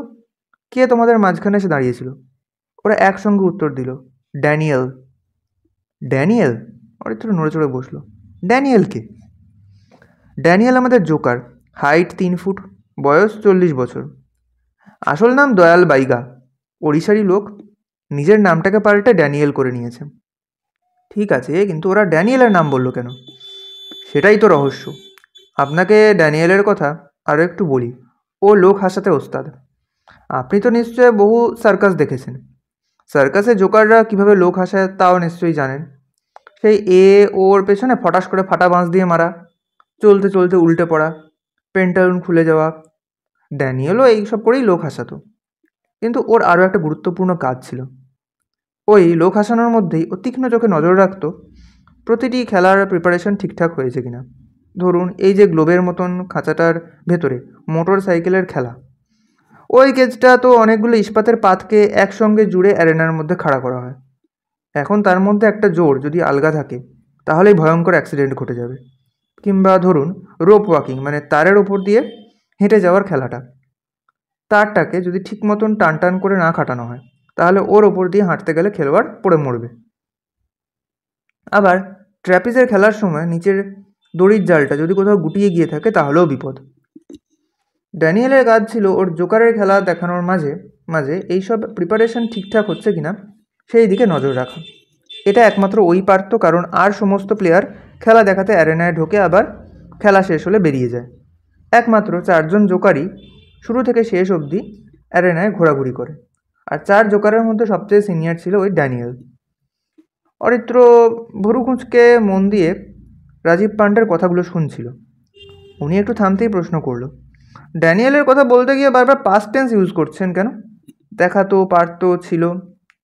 রাজীব বললেন, আপনি খেয়াল করেছেন আসলে ড্যানিয়েলকে খুঁজে পাওয়া যাচ্ছে না। কবে থেকে? ঠিক তার আগের দিন, মানে 14ই ডিসেম্বর রাত থেকে। সেদিন রাতে নিজের টেন্টে শুতেও যায়নি। ওই টেন্টেই ওর সঙ্গে থাকতো আমাদের আরেকজন খেলোয়াড়, তার নাম বাদল। বাদল ছিল হর্স রাইডার। ছুটন্ত ঘোড়ার পিঠে ব্যালেন্সের খেলা দেখাতো। 14 তারিখ রাত প্রায় 12টার সময় বাদল সিকিউরিটির লোকেদের বলে আমাদের এই ক্যাম্পাসটা একটু খুঁজে দেখতে, কারণ ড্যানিয়েল নাকি কার ডাক শুনে সেই যে 10টা নাগাদ ঘর থেকে বেরিয়ে গিয়েছিল তারপর থেকে আর ফেরেনি। সঙ্গে সঙ্গেই সিকিউরিটি গার্ডরা পুরো ক্যাম্পাসটা তন্ন তন্ন করে খোঁজে, কিন্তু ড্যানিয়েলের খোঁজ পায় না। পরের দিন আমরা পুলিশে খবর দিই। এখনও অবধি পুলিশও ওকে ট্রেস করতে পারেনি। নিজের ইচ্ছে কোথাও চলে গিয়েছে এটা ভাবা মুশকিল। ওর পক্ষে তো আমাদের মতন ট্রেনে বাসে যাতায়াত করাটা অত সহজ নয়। তাছাড়া ওর টাকার পার্সটাও এখনও টেন্টে পড়ে আছে। তাছাড়া খেলা দেখানোর লাল নীল উদ্ভট পোশাক গায়ে দিয়েই বা ও কত দূর যাবে? অরিত্র বলল, আচ্ছা, সেই জন্যেই আপনি নিজে সেদিন অ্যারেনায় গিয়ে বসেছিলেন। এখনও কি ওই সিস্টেমই চলছে? না, আমার পক্ষে প্রতিদিন প্রতিটি শোয়ে ওখানে গিয়ে বসে থাকা তো সম্ভব নয়। তাই ড্যানিয়েলের ঠিক পরেই যার সিনিয়রিটি সেরকম আরেকজন জোকারকে দায়িত্বটা দিয়েছি, কিন্তু তাও পরের অ্যাক্সিডেন্ট দুটো এড়ানো গেল না। কি হয়েছিল বলুন একটু? পকেট থেকে একটা রুমাল বার করে চশমার কাঁচ দুটো একবার মুছে নিলেন সার্কাসের ম্যানেজার রাজীব পান্ডে। তারপর বললেন, রঙ্গা আর ভেঙ্কির রহস্যময় দুর্ঘটনাটা ঘটল 15ই ডিসেম্বর। পরের দিন থেকেই ওরা কিন্তু স্রেফ মনের জোরে আবার খেলা দেখানো শুরু করে দিয়েছিল এবং দিব্যি খেলা দেখাচ্ছিল। আমাদের ভেনাস পরিবারের পরিবেশটাও আবার স্বাভাবিক হয়ে আসছিল। 18 তারিখ ঘটল দ্বিতীয় দুর্ঘটনা। আবার সেই মরণকূপের খেলায় সচকিত হয়ে উঠল অরিত্র। না, এবার নাইফ থ্রোয়িংয়ের খেলায়। এই খেলাটারও নিশ্চয়ই পরিচয় দেবার দরকার নেই। ঘুরন্ত চাকার ওপর একটি মেয়ে ভার্টিক্যালি ঘুরছে। তার থেকে অন্তত 20-22 ফুট দূরে এক চাকার সাইকেলের উপর বসে আছে নাইফ থ্রোয়ার। ওই অবস্থাতেই একটা একটা করে 12টা ধারালো ছোরা সে মেয়েটির শরীরের আউটলাইন বরাবর চাকার ওপরে গেঁথে দেয়। আমাদের সার্কাসে এই খেলাটা দেখায় মকবুল আলম। বয়স বেশি নয়, বেশি বয়স অবধি ওই খেলা দেখানো যায় না, চোখের জ্যোতি লাগে, রিফ্লেক্স লাগে। মকবুলের বয়স 30-এর একটু ওপরে, তবু তারও অনেক দিনের অভিজ্ঞতা। আমাদের সার্কাসে সে ওই নাইফ থ্রোয়িংয়ের খেলা দেখাচ্ছে টানা 7 বছর, কোনো দিন এতটুকু ভুলচুক হয়নি। কিন্তু গত 18 তারিখ আবার সেই রাতের শোয়ে শেষ ছোরাটা হাত থেকে ছাড়ার মুহূর্তে মকবুল চিৎকার করে উঠল, আর ছোরাটা ঘুরন্ত চাকার অনেক উপর দিয়ে উড়ে গিয়ে ঠকাস করে গেঁথে গেল তাঁবুর একটা থামে। মকবুলও তার এক চাকার সাইকেল সমেত অ্যারেনার মাটির উপরে পড়ে গেল। হইচই শুনে আমি তাঁবুর দিকে দৌড়ালাম। যতক্ষণে ওখানে পৌঁছেছি তার মধ্যেই মকবুলকে ধরাধরি করে সবাই বার করে এনেছে। তখনও ও অজ্ঞান। ওকে আর হাসপাতালে নিয়ে যেতে হয়নি। আমাদের এই ক্যাম্পাসেই সার্কাসের নিজস্ব ফার্স্ট এড সেন্টার রয়েছে, সেখানে চিকিৎসা করে ওর জ্ঞান ফেরানো হলো। জ্ঞান ফেরার পরে ও যা বলল সেটা অদ্ভুত হলেও রঙ্গা আর ভেঙ্কির কথার সঙ্গে তার মিল আছে। ও বলল শেষ ছোরাটা ছুঁড়বার সময় নাকি ড্যানিয়েল এসে ওর হাতে এমনভাবে ধাক্কা দিয়েছিল যাতে ছোরাটা অবধারিতভাবে মেয়েটার গলার মধ্যে গেঁথে যায়। অসম্ভব রিফ্লেক্সে মকবুল শেষ মুহূর্তে হাতটাকে ওপরে তুলে নেয়, যার ফলে ছোরাটা নিরাপদে অনেক উপরে গিয়ে ল্যান্ড করে। আমি ওকে জিজ্ঞেস করলাম, কিন্তু তুমি ড্যানিয়েলকে দেখে অজ্ঞান হয়ে গেলে কেন? ও বলল ওটা ড্যানিয়েল নয়। আবার বলল ড্যানিয়েল নয়, ওর চোখ থেকে আগুন বেরোচ্ছিল, ওর পা মাটিতে ছিল না, আকাশে ভাসছিল ও। আর আর ও আমার হাতটা যেখানে চেপে ধরেছিল, এই দেখুন স্যার, দেখুন কি অবস্থা। দেখলাম সত্যি মকবুলের ডান হাতের কবজিতে পরিষ্কার 5 আঙুলের দাগ, বাচ্চাদের মতন ছোট ছোট আঙুল। কিন্তু সেই বাচ্চার হাতে কতটা জোর থাকলে ওরকম নীল হয়ে কালশিটে পড়ে যেতে পারে তাই ভাবছিলাম। অরিত্র বলল, আর তৃতীয় দুর্ঘটনা? 20 তারিখ নাইট শোয়ে কী হয়েছিল? উত্তর দিতে গিয়ে রাজীব পাণ্ডের মুখটা ফ্যাকাশে হয়ে গেল, যেন এখনও তিনি সেই দুঃস্বপ্ন ভুলতে পারছেন না। বললেন, এবারের ব্যাপারটা আরও মারাত্মক হতে পারত, প্রচুর দর্শক মারা যেতে পারতেন। কীভাবে যে বাঁচলাম জানি না। কি হয়েছিল বলি, আমাদের 4টে হাতি আছে। ওরা নানা রকমের খেলা দেখায়। ওদের মধ্যে সবচেয়ে বড় হাতিটার নাম মঞ্জু। দৈত্যের মতো চেহারা, কিন্তু অত্যন্ত শান্ত প্রাণী। ট্রেনার সুখদেবের কথায় উঠে বসে। সেই মঞ্জু হঠাৎ খেপে গিয়েছিল। হাতি খ্যাপা মানে যে কী জিনিস সে আপনি না দেখলে বিশ্বাস করবেন না।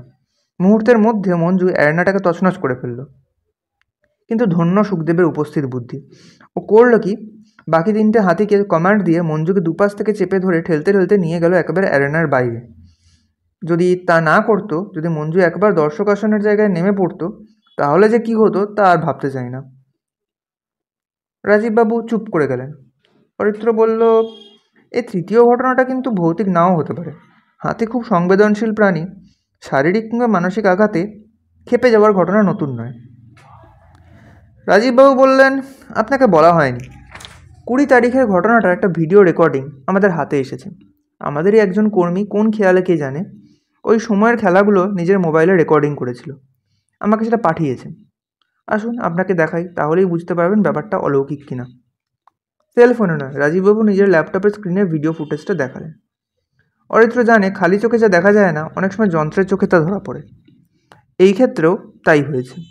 ভিডিওতে পরিষ্কার দেখা যাচ্ছে বিশাল হাতিটির সামনে দুদিকে 2 হাত ছড়িয়ে দাঁড়িয়ে রয়েছে এক ছায়ামূর্তি। একদমই ছায়া, রং নেই, চোখ নাক মুখ কিছুই বোঝা যাচ্ছে না। তবে আশেপাশের মানুষের সঙ্গে তুলনা করলেই বোঝা যাচ্ছে তার হাইট 3 ফুটের বেশি নয়। সামান্য সময়ের ভিডিও, সব মিলিয়ে 15 সেকেন্ডের বেশি হবে না।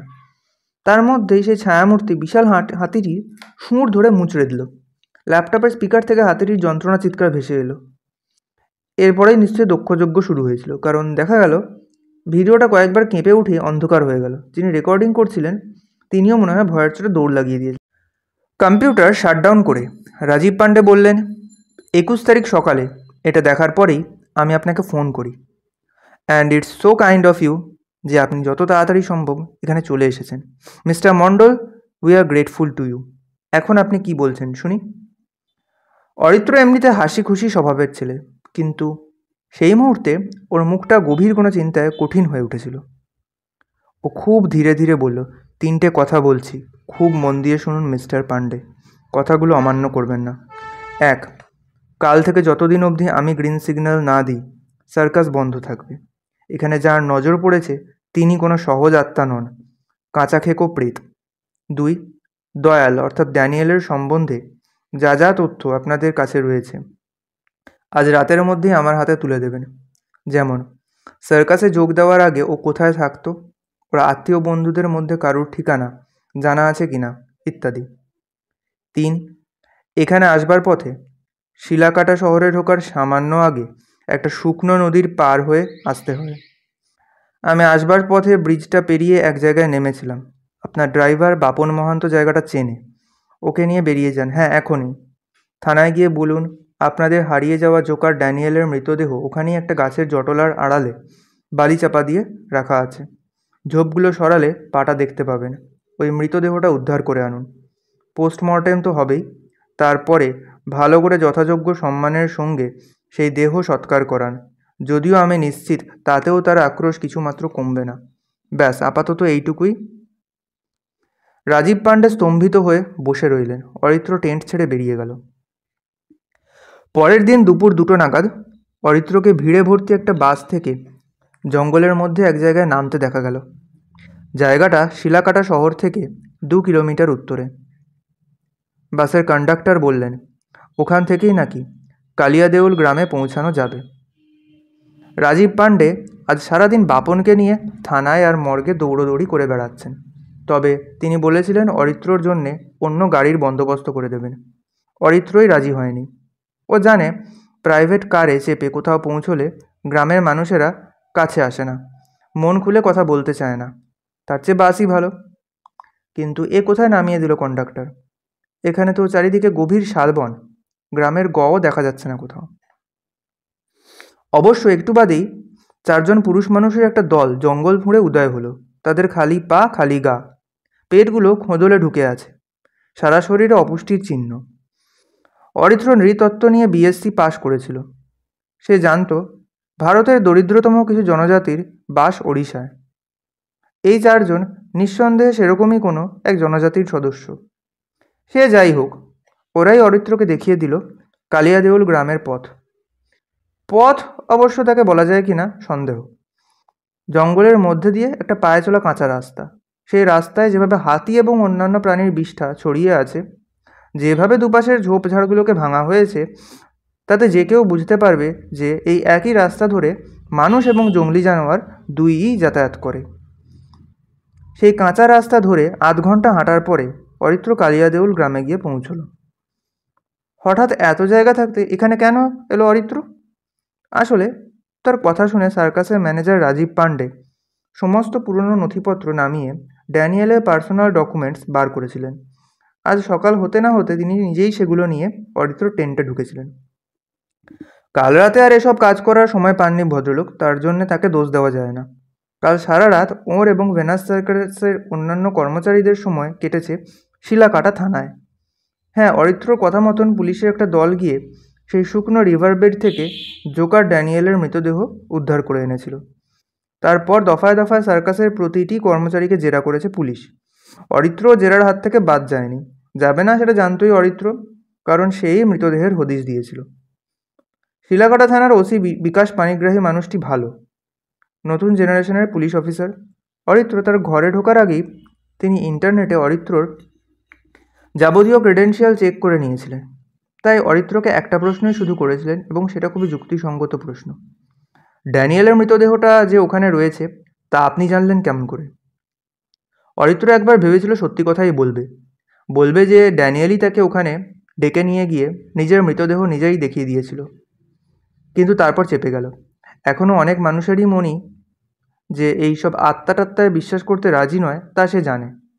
তাই বলল, অনেকক্ষণ একটানা জার্নি করার ফলে শরীরটায় কেমন যেন অস্বস্তি হচ্ছিল, তাই একটু হাত পা ছড়ানোর জন্যে ওখানে নেমেছিলাম, এবং একেবারে আকস্মিকভাবেই ওই বালির স্তূপের ভেতর থেকে বেরিয়ে আসা পাটা দেখতে পাই। তখন এই শহরের কিছুই চিনতাম না বলে পুলিশে খবর দিতে পারিনি। পরে মিস্টার পান্ডেকে দিয়ে আপনাদের খবর দেওয়াই। অরিত্র জানত মিস্টার পানিগ্রাহী বা বাপনের সঙ্গে তার স্টেটমেন্ট ক্রস চেক করে দেখবেন এবং সেখানে কোনো গরমিল পাবেন না। তাই হয়েছিল। অরিত্রকে আর বিশেষ পুলিশি ঝামেলা পোয়াতে হয়নি। তবে জোকার ড্যানিয়েলের কাগজপত্রের মধ্যে ছিল ওর 15 বছরের পুরনো ভোটার্স কার্ড। সেখানে ড্যানিয়েলের নাম দয়াল বাইগা। রাজীব পান্ডে তো বলেইছিলেন ওর আসল নাম দয়াল বাইগা। সার্কাসে খেলা দেখানোর জন্য নাম নিয়েছিল ড্যানিয়েল।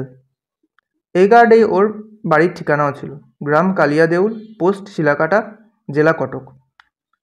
এই ঠিকানাটা দেখেই চমকে উঠেছিল অরিত্র।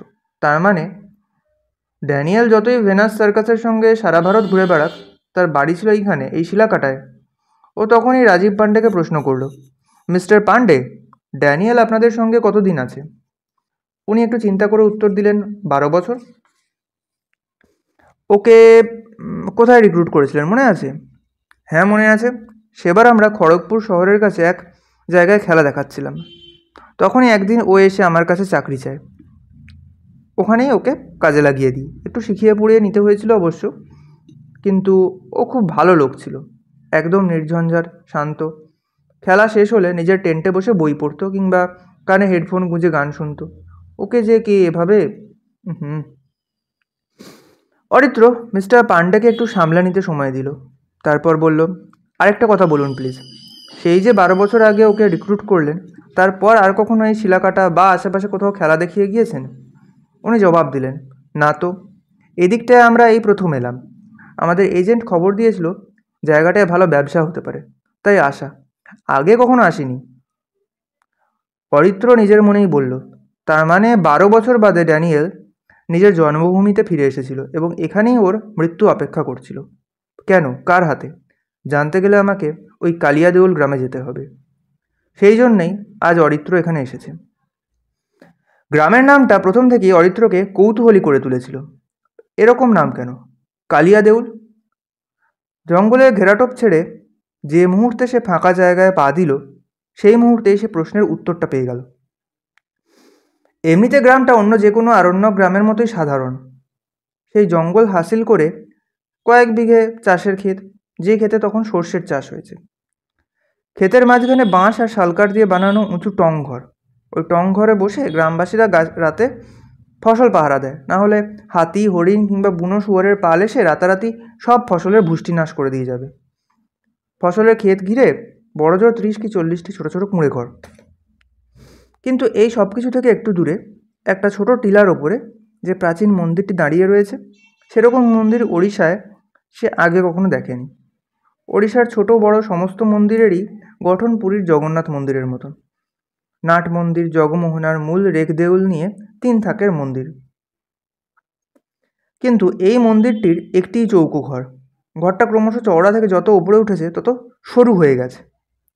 উপরন্তু মন্দিরটার রং কালো, সম্ভবত কালো পাথর দিয়ে ওটাকে তৈরি করা হয়েছে।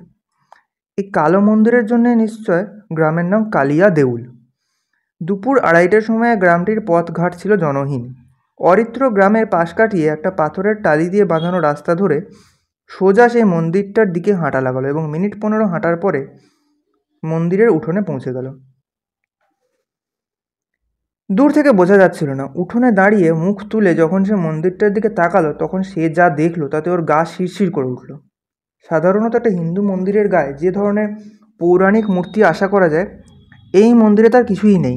তার বদলে অদ্ভুত ধর্ষণ সব পাথরের মূর্তি, কার্নিশের নিচ থেকে, জলের পাইপের মাথা থেকে, ঘণ্টাঘরের খিলানের ফাঁক দিয়ে অরিত্রের দিকে তাকিয়ে আছে। অসংখ্য ড্রাগনের মতো প্রাণী, দৈত্য অর্থাৎ ডেমনের বিকৃত বিভৎস মুখ, সাপের মতো চুলওয়ালা মেডুসার মাথা, আর সর্বোপরি মানুষের শরীরে ছাগলের মতো শিং আর খুর নিয়ে স্বয়ং শয়তান বা মেফিস্টোফিলিস। না, গ্রামের নামে দেউল শব্দটা থাকলেও দেউল বা মন্দির এটা কিছুতেই নয়। এর সঙ্গে হিন্দু ধর্মের কোনো যোগ যে নেই সে বিষয়ে অরিত্র নিশ্চিত। যোগ রয়েছে খ্রিস্ট ধর্মের। না, খ্রিস্ট ধর্মেরও নয়, যোগ রয়েছে খ্রিস্টের বিরোধী, শয়তানের। বাইরে থেকে দেখেও ও বুঝতে পারছে এটা শয়তানের উপাসনা গৃহ। ওই যে দরজার মাথার উপর উল্টানো ক্রস চিহ্ন, ওর মানেই তাই। ঘরের পাল্লা দুটো ভেঙে ঝুলছিল, তালা টালা কিছুই ছিল না।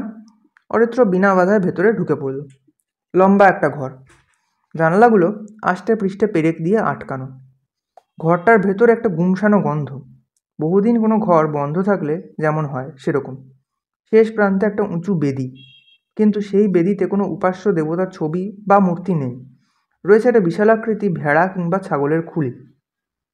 অন্ধকারের মধ্যে সেই খুলিটার সাদা হাড় জ্বলজ্বল করছিল, চকচক করছিল খুলিটার দুদিক দিয়ে পেঁচিয়ে ওঠা দুটো তরোয়ালের মতন শিং। বেদির সামনে দু সারি কাঠের বেঞ্চ, ঠিক গির্জায় যেমন থাকে। কিন্তু সেগুলোর দিকে একবার তাকিয়ে অরিত্র বুঝতে পারল উই পোকার অত্যাচারে ওগুলো বহুদিন আগেই ব্যবহারের অযোগ্য হয়ে গেছে। গ্রামের ঘরগুলোর দিকে না গিয়ে অরিত্র কেন যে প্রথমেই এখানে এলো সেটা সে নিজেও ঠিক বুঝতে পারছিল না। সিক্স সেন্স তা হবে। তার মন বলছিল এই ভয়ঙ্কর উপাসনালয়টির মধ্যেই ড্যানিয়েলের মৃত্যু রহস্যর চাবিকাঠি লুকিয়ে রয়েছে। অরিত্র যেভাবে ঢুকেছিল সেইভাবেই সামনের দরজাটা দিয়ে আবার বাইরে বেরিয়ে এলো। তারপর বাড়িটাকে একটা পাক দিয়ে পেছনের ঢালু জমিটায় গিয়ে দাঁড়ালো এবং সঙ্গে সঙ্গে সে টের পেল প্রেতের উপস্থিতি। স্বাভাবিক, এটা একটা বহু পুরনো কবরখানা। কিছু কবরের মাথার কাছে পাথরের তৈরি ফলকগুলো এখনও আস্ত রয়েছে। অরিত্র ঝুঁকে পড়ে তারিখগুলো পড়বার চেষ্টা করলো। যা মনে হলো 1920 সালের পরে আর কাউকে এখনও গোর দেওয়া হয়নি।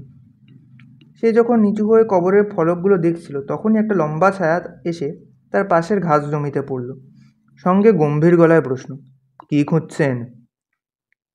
অরিত্র চমকে উঠে পেছন ফিরে দেখল একজন অতি বৃদ্ধ মানুষ কখন যেন নিঃশব্দে ওখানে এসে দাঁড়িয়েছে। এই মানুষটিও নিঃসন্দেহে এখানকার আদিবাসী। একই রকম হত দরিদ্র চেহারা এবং পোশাক আশাক। হাঁটু অবধি মোটা কাপড়ের ধুতি, গায়ে একটা রংচটা ফতুয়া, মাথায় গামছাটা পাগড়ির মতো করে জড়ানো। একটা লাঠির ওপরে ভর দিয়ে দাঁড়িয়ে খুব কৌতূহল নিয়ে অরিত্রর মুখের দিকে তাকিয়েছিলেন।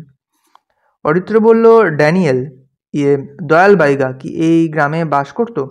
আমি ওর সম্বন্ধে কিছু জানতে এসেছিলাম। কেন? বৃদ্ধের গলা শুনেই বোঝা গেল অরিত্রর কথাটা তার পছন্দ হয়নি। অরিত্র দেখল লুকোছাপা করার কোনো কারণ নেই, তাই বলল, ড্যানিয়েল একটা সার্কাসে জোকারের কাজ করত, ভেনাস সার্কাস। ওরা এখন শিলাকাটায় খেলা দেখাচ্ছে। তাই নাকি? বৃদ্ধর গলায় কৌতূহল দেখা গেল। হ্যাঁ, কিন্তু ড্যানিয়েল আর নেই। প্রায় 1 সপ্তাহ আগে সে খুন হয়েছে। কে করেছে, কিভাবে করেছে এখনও জানি না, তবে নদীর চর থেকে ওর বডিটা পাওয়া গেছে সবে পরশু রাতে। বৃদ্ধ মানুষটি একটা দীর্ঘশ্বাস ফেলে বললেন, এরকমই তো হওয়ার কথা ছিল। চলুন ওদিকটায় গিয়ে বসি। আপনি কি পুলিশের লোক নাকি? মনে তো হচ্ছে না। না, আমি পুলিশের লোক নই, বলল অরিত্র। মন্দিরের পেছন দিকের পাথরের সিঁড়িতে সেই বৃদ্ধ বসলেন। ইশারা করে অরিত্রকে নিজের পাশে বসতে বললেন। তারপর বললেন, আমার নাম সুবল বাইগা, বয়স 90। এই কালিয়া দেউল গ্রামের সবচেয়ে বয়স্ক লোক। এই যে মন্দিরটা দেখছেন, এটার বয়স অবশ্য 250 বছর। মন্দিরটা পরিত্যক্ত হয়েছে সেও আমার ছোটবেলায়, মানে অন্তত 80 বছর আগে। ভারতবর্ষে যখন ইংরেজরা এসেছিল তখন তাদের সঙ্গে যেমন খ্রিস্টান মিশনারিরা এসেছিল খ্রিস্ট ধর্ম প্রচারের জন্যে, তেমনি তাদের প্রতিপক্ষ শয়তানের উপাসকেরাও এসেছিল। লুকিয়ে চুরিয়েই কাজ করতো তারা। কারণটা বুঝতেই পারছেন। ধরতে পারলে ওই মিশনারিরাই তাদের খুন করে ফেলতো। সেই জন্যে একদম প্রথম দিকে তারা যে কটা ডেভিলের মন্দির বানিয়েছিল তার মধ্যে এখন এখানে একটা, এই ঘন জঙ্গলের মাঝখানে দেখছেন। তখন জঙ্গল আরও ঘন ছিল। শিলাকাটা শহরের পত্তন হতেও তখনও অনেক দেরি। ওড়িশাতে পাথর খোদাই করে মূর্তি বানানোর লোকের কোনোদিনই অভাব ছিল না। 3-4 জন শ্বেতাঙ্গ মানুষ সেই প্রস্তর শিল্পীদের দিয়ে প্রাণ ভরে এই নানা রকমের অশুভ মূর্তি দিয়ে মন্দিরের গা ভরিয়ে দিল। ভেতরে প্রতিষ্ঠা করলো তাদের উপাস্য ওই ভেড়ার মাথার খুলিটাকে। আর কখনো পয়সার লোভ দেখিয়ে, কখনো সস্তার নানা রকমের ম্যাজিক দেখিয়ে এই গ্রামের গরিব বাইগা আদিবাসীদের শয়তানের উপাসক বানিয়ে তুলল। তারপর? জিজ্ঞেস করলো অরিত্র। তারপর যা হবার তাই হলো। একটা সময় ব্রিটিশ গভর্নমেন্টের চোখ পড়লো এই জঙ্গলের শাল কাঠগুলোর দিকে, মানে শাল গাছগুলোর দিকে। তখন তো রেলের স্লিপার বানানোর জন্যে প্রচুর শাল কাঠের প্রয়োজন হতো, তাই সেই সঙ্গেই ফাঁস হয়ে গেল এই শয়তানের মন্দিরের কথা। যে 2-4 জন শ্বেতাঙ্গ শয়তানের উপাসক তখন এখানে ছিল তাদের সম্ভবত ফাঁসিতেই ঝোলানো হলো। আর মন্দিরটাকে সিল করে দেওয়া হলো। আমাদের গ্রামের লোকেরা ফিরে গেল তাদের নিজস্ব ধর্মের কোলে। কিন্তু সবাই গেল না। লুকিয়ে চুরিয়ে কিছু কিছু লোক ওই শয়তানের পুজো চালিয়ে যেতে লাগলো। যদিও আমরা জানতে পারলে তাদের বরাবরই বাধা দিয়ে এসেছি, তবু 50 বছর আগে অবধিও রাতের অন্ধকারে কেউ কেউ তাদের কোনো অসৎ ইচ্ছা পূর্ণ করার উদ্দেশ্যে এই মন্দিরের বেদিতে পায়রা, মুরগি এইসব বলি দিয়ে যেত। তারপর আস্তে আস্তে সেসবও বন্ধ হয়ে গেল। আমরা ভেবেছিলাম সবাই ভুলে গেছে, কিন্তু সবাই ভোলেনি। ওই দয়াল বাইগা, ওর যখন 25 বছর বয়স, তখনও মনের একটা ইচ্ছা পূরণ করার জন্যে এখানে এসে শয়তানের কাছে মানত করে বসলো। আমরা কেউ জানতে পারিনি ও কবে কিভাবে এই ঘরটায় ঢুকেছিল, কিন্তু ঢুকেছিল যে সেটা ঠিক। অরিত্র এতক্ষণ মন দিয়ে সুবল বাইগার কথা শুনছিল। এবার অবাক হয়ে বলল, কিন্তু আমি যে ভেনাস সার্কাসের ম্যানেজারের কাছে শুনেছি ড্যানিয়েল দয়াল ছিল খুব শান্ত মানুষ, অবসর সময়ে বই পড়তো, গান শুনতো। সুবল বাইগা হাসলেন, খুব তিক্ত একটা হাসি। তারপর বললেন, আমি তো ওকে জন্ম থেকে দেখছি। আমার কাছে শুনুন, দয়াল ছিল এই অঞ্চলের সবচেয়ে চতুর এবং নিষ্ঠুর লোক। পড়াশোনা শিখেছিল ঠিকই, কিন্তু মানসিকতাটা ছিল খুব নোংরা। ও চেয়েছিল ওর এক প্রতিবেশীর জমি দখল করতে, কিন্তু সেই প্রতিবেশীটিও কম ক্ষমতাবান ছিল না। তার দলবলের হাতে দয়াল একদিন বেধড়ক মার খেল। তারপরেই সে এই মন্দিরে এসে ওর সেই প্রতিবেশীর মৃত্যু কামনা করলো। ওর চাওয়াই সার হলো, সে প্রতিবেশীর কিছুই হলো না। কেন? আপনি যে বললেন ডেভিল নাকি এই মন্দিরে এখনও অধিষ্ঠান করে। করে নিশ্চয়ই, কিন্তু চাওয়ারও তো কিছু পদ্ধতি আছে। ডেভিলকে তো জাগাতে হয়। আমি আমার বাবা কাকাদের কাছে শুনেছি, মাসের নির্দিষ্ট কিছু রাতে প্রাচীন উপাসকেরা ওই বেদি ঘিরে মন্ত্রতন্ত্র পড়তো, একটা কালো বিড়ালকে বলি দিত, বেদি ঘিরে অদ্ভুত সব বাদ্যযন্ত্র বাজিয়ে গোল হয়ে নাচতো। তারপর ডেভিল তাদের দেখা দিত। সেসব কিছুই না জানলে দয়াল তাদের অনুগ্রহ পাবে কেমন করে? অবশেষে যেদিন সেই প্রতিবেশীর লোকেদের সঙ্গে মারপিট করতে গিয়ে তাদের হাতেও মার খেল, সেদিনই দয়াল জীবনের সবচেয়ে বড় ভুলটা করে ফেলল। ও বেদির ওপরে উঠে এক লাথি মেরে ওই ভেড়া খুলিটা ফেলে দিল। এক মিনিট। অরিত্র উত্তেজিত ভঙ্গিতে সেই সুবলবাবুকে তার কথার মাঝখানে থামিয়ে দিয়ে বলল, দয়াল অর্থাৎ জোকার ড্যানিয়েলের হাইট ছিল মাত্র 3 ফুট। সে প্রতিবেশী লোকেদের সঙ্গে মারপিটি বা করলো কেমন করে, আর ওই উঁচু বেদির ওপরে উঠে লাথি মেরে খুলিটাকে ফেললই বা কেমন করে? বৃদ্ধ খুব শান্ত ভঙ্গিতে বললেন, তখন তো দয়াল বামন ছিল না, তখন ও ছিল 6 ফুটের এক জোয়ান। মানে? অরিত্র নিজের কানকে বিশ্বাস করতে পারছিল না, তাই আবার বলল, কি বললেন আপনি? সুবল বাইগা উত্তর দিলেন, ঠিকই শুনেছেন। 15 বছর আগে দয়াল বাইগা ছিল একদম স্বাভাবিক একজন মানুষ। আমাদের জাতির লোকেরা যে এমনিতেই বেশ লম্বা হয়, সে তো আপনি দেখেছেন। ও ছিল আমাদের মধ্যেও লম্বা আর তেমনি বলিষ্ঠ। তাহলে কি ওই লাথি মারার সঙ্গে? আজ্ঞে হ্যাঁ, ওই ঘটনার সঙ্গেই ওর বামন হয়ে যাওয়ার যোগ রয়েছে। পরদিনই দয়াল জ্বরে পড়ল, ধুম জ্বর। সংসারে ওর মা আর এক ছোট ভাই ছাড়া আর কেউ ছিল না। মা মারা গেছে আজ 7 বছর হলো। ভাইটিও তারপর কালিয়াদৌল ছেড়ে কোথায় চলে গেল, শুনেছিলাম পুরীতে নাকি। অরিত্র বলল, আচ্ছা সে যাক, আপনি জ্বরের কথা কি বলছিলেন? হ্যাঁ, সেই জ্বরের মধ্যে ও বিকারের ঘরে কেবলই ডেভিলের কাছে চিৎকার করে ক্ষমা চাইতো, কাকুতি মিনতি করতো, যেন অদৃশ্য কোনো মূর্তি অদৃশ্য চাবুক দিয়ে ওকে সারাক্ষণ পেটাচ্ছে, আর ও বিছানায় আছাড়ি পিছাড়ি খাচ্ছে। কোনো ডাক্তার, কোনো বদ্যি কিচ্ছু করতে পারলেন না। তবে ঝাড়ফুঁক করতে যতজন গুণিন এসেছিল, তারা সকলেই এক বাক্যে একটা কথা বলেছিল। দয়ালকে যে ধরেছে তাকে রুখবার ক্ষমতায় পৃথিবীর কারোর নেই, উল্টে তারাই ভয় পেয়ে পালিয়েছিল। আর ওই জ্বরের মধ্যে দয়াল ক্রমশ শুকিয়ে ছোট হয়ে যাচ্ছিল। শুধু রোগা হয়ে যাচ্ছিল তাই নয়, বেঁটেও হয়ে যাচ্ছিল। হতে হতে একটা সময় ও হয়ে গেল পাক্কা এক বামন, যেরকম আপনারা ওকে দেখেছেন। আমরা তো একটা সময় ভেবেছিলাম ও বোধহয় এইভাবে মিলিয়ে যাবে, কিন্তু না। 2 মাস বাদে একদিন ওর জ্বর ছাড়লো, তখন ওর উচ্চতা 1.5 হাতে এসে ঠেকেছে, মানে ওই আপনি যাকে বললেন 3 ফুট। সেই অবস্থাতেই ও গ্রাম ছাড়লো। আজ 15 বছর বাদে আপনার মুখে আবার ওর নাম শুনলাম, জানলাম ও এর মধ্যে সার্কাসে জোকারের কাজ নিয়েছে। জানলাম ও মারা গেছে। আচ্ছা, কিভাবে মারা গেছে জানেন? অরিত্র বৃদ্ধের এই প্রশ্নের উত্তর দিতে পারল না। বলল, আমি যখন শিলাকাটা ছেড়েছি তখন পোস্টমর্টেম রিপোর্ট এসে পৌঁছয়নি, তাই মৃত্যুর কারণ ঠিক বলতে পারলাম না। তবে শরীরে যে কোনো আঘাতের চিহ্ন ছিল না, এটা জানি। বৃদ্ধ বললেন, ডেভিলের হাতে কারুর কীভাবে মৃত্যু হয় আমি জানি। খুব ছোটোবেলায় 2-1 এরকম মৃতদেহ দেখেছি। আপনি শিলাকাটায় ফিরছেন তো, ফিরে যান। ডাক্তারবাবুদের বলুন গলার নলিটা খুব ভালো করে দেখতে। যদি দেখেন খুব সূক্ষ্ম দুটো ফুটো দেখতে পাচ্ছেন আর দয়ালের সঙ্গে নিরক্ত হয়, তাহলে আপনারা সবাই খুব সাবধানে থাকবেন। জানবেন দয়াল আবার ফিরে আসবে। নিজের চেহারাতেই যে ফিরে আসবে তার মানে নেই, যে কোনো চেহারাতেই আসতে পারে। অরিত্র ভয়ঙ্কর অবাক হয়ে বলল, আপনি আপনি ভ্যাম্পায়ারের কথা বলছেন? আপনি সেই কাহিনী জানেন? বৃদ্ধ শান্তভাবে বললেন, আমি নিরক্ষর মানুষ বাবু, আপনি কি বলছেন বুঝতে পারছি না। তবে আমি ছোটোবেলায় যা দেখেছি তাই বললাম, সাবধানে থাকবেন। আপনারা শিলাঘাটায় ফিরবার বাসের সময় হয়ে গেল, এবার রওনা দিন।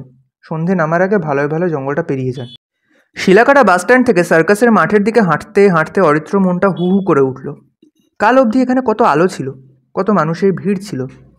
সার্কাসের তাঁবুকে ঘিরে কত ফেরিওয়ালার ভিড়, বাদাম ভাজা, গ্যাস বেলুন, বাচ্চাদের প্লাস্টিকের খেলনা, যেন একটা মেলাই বসে গিয়েছিল।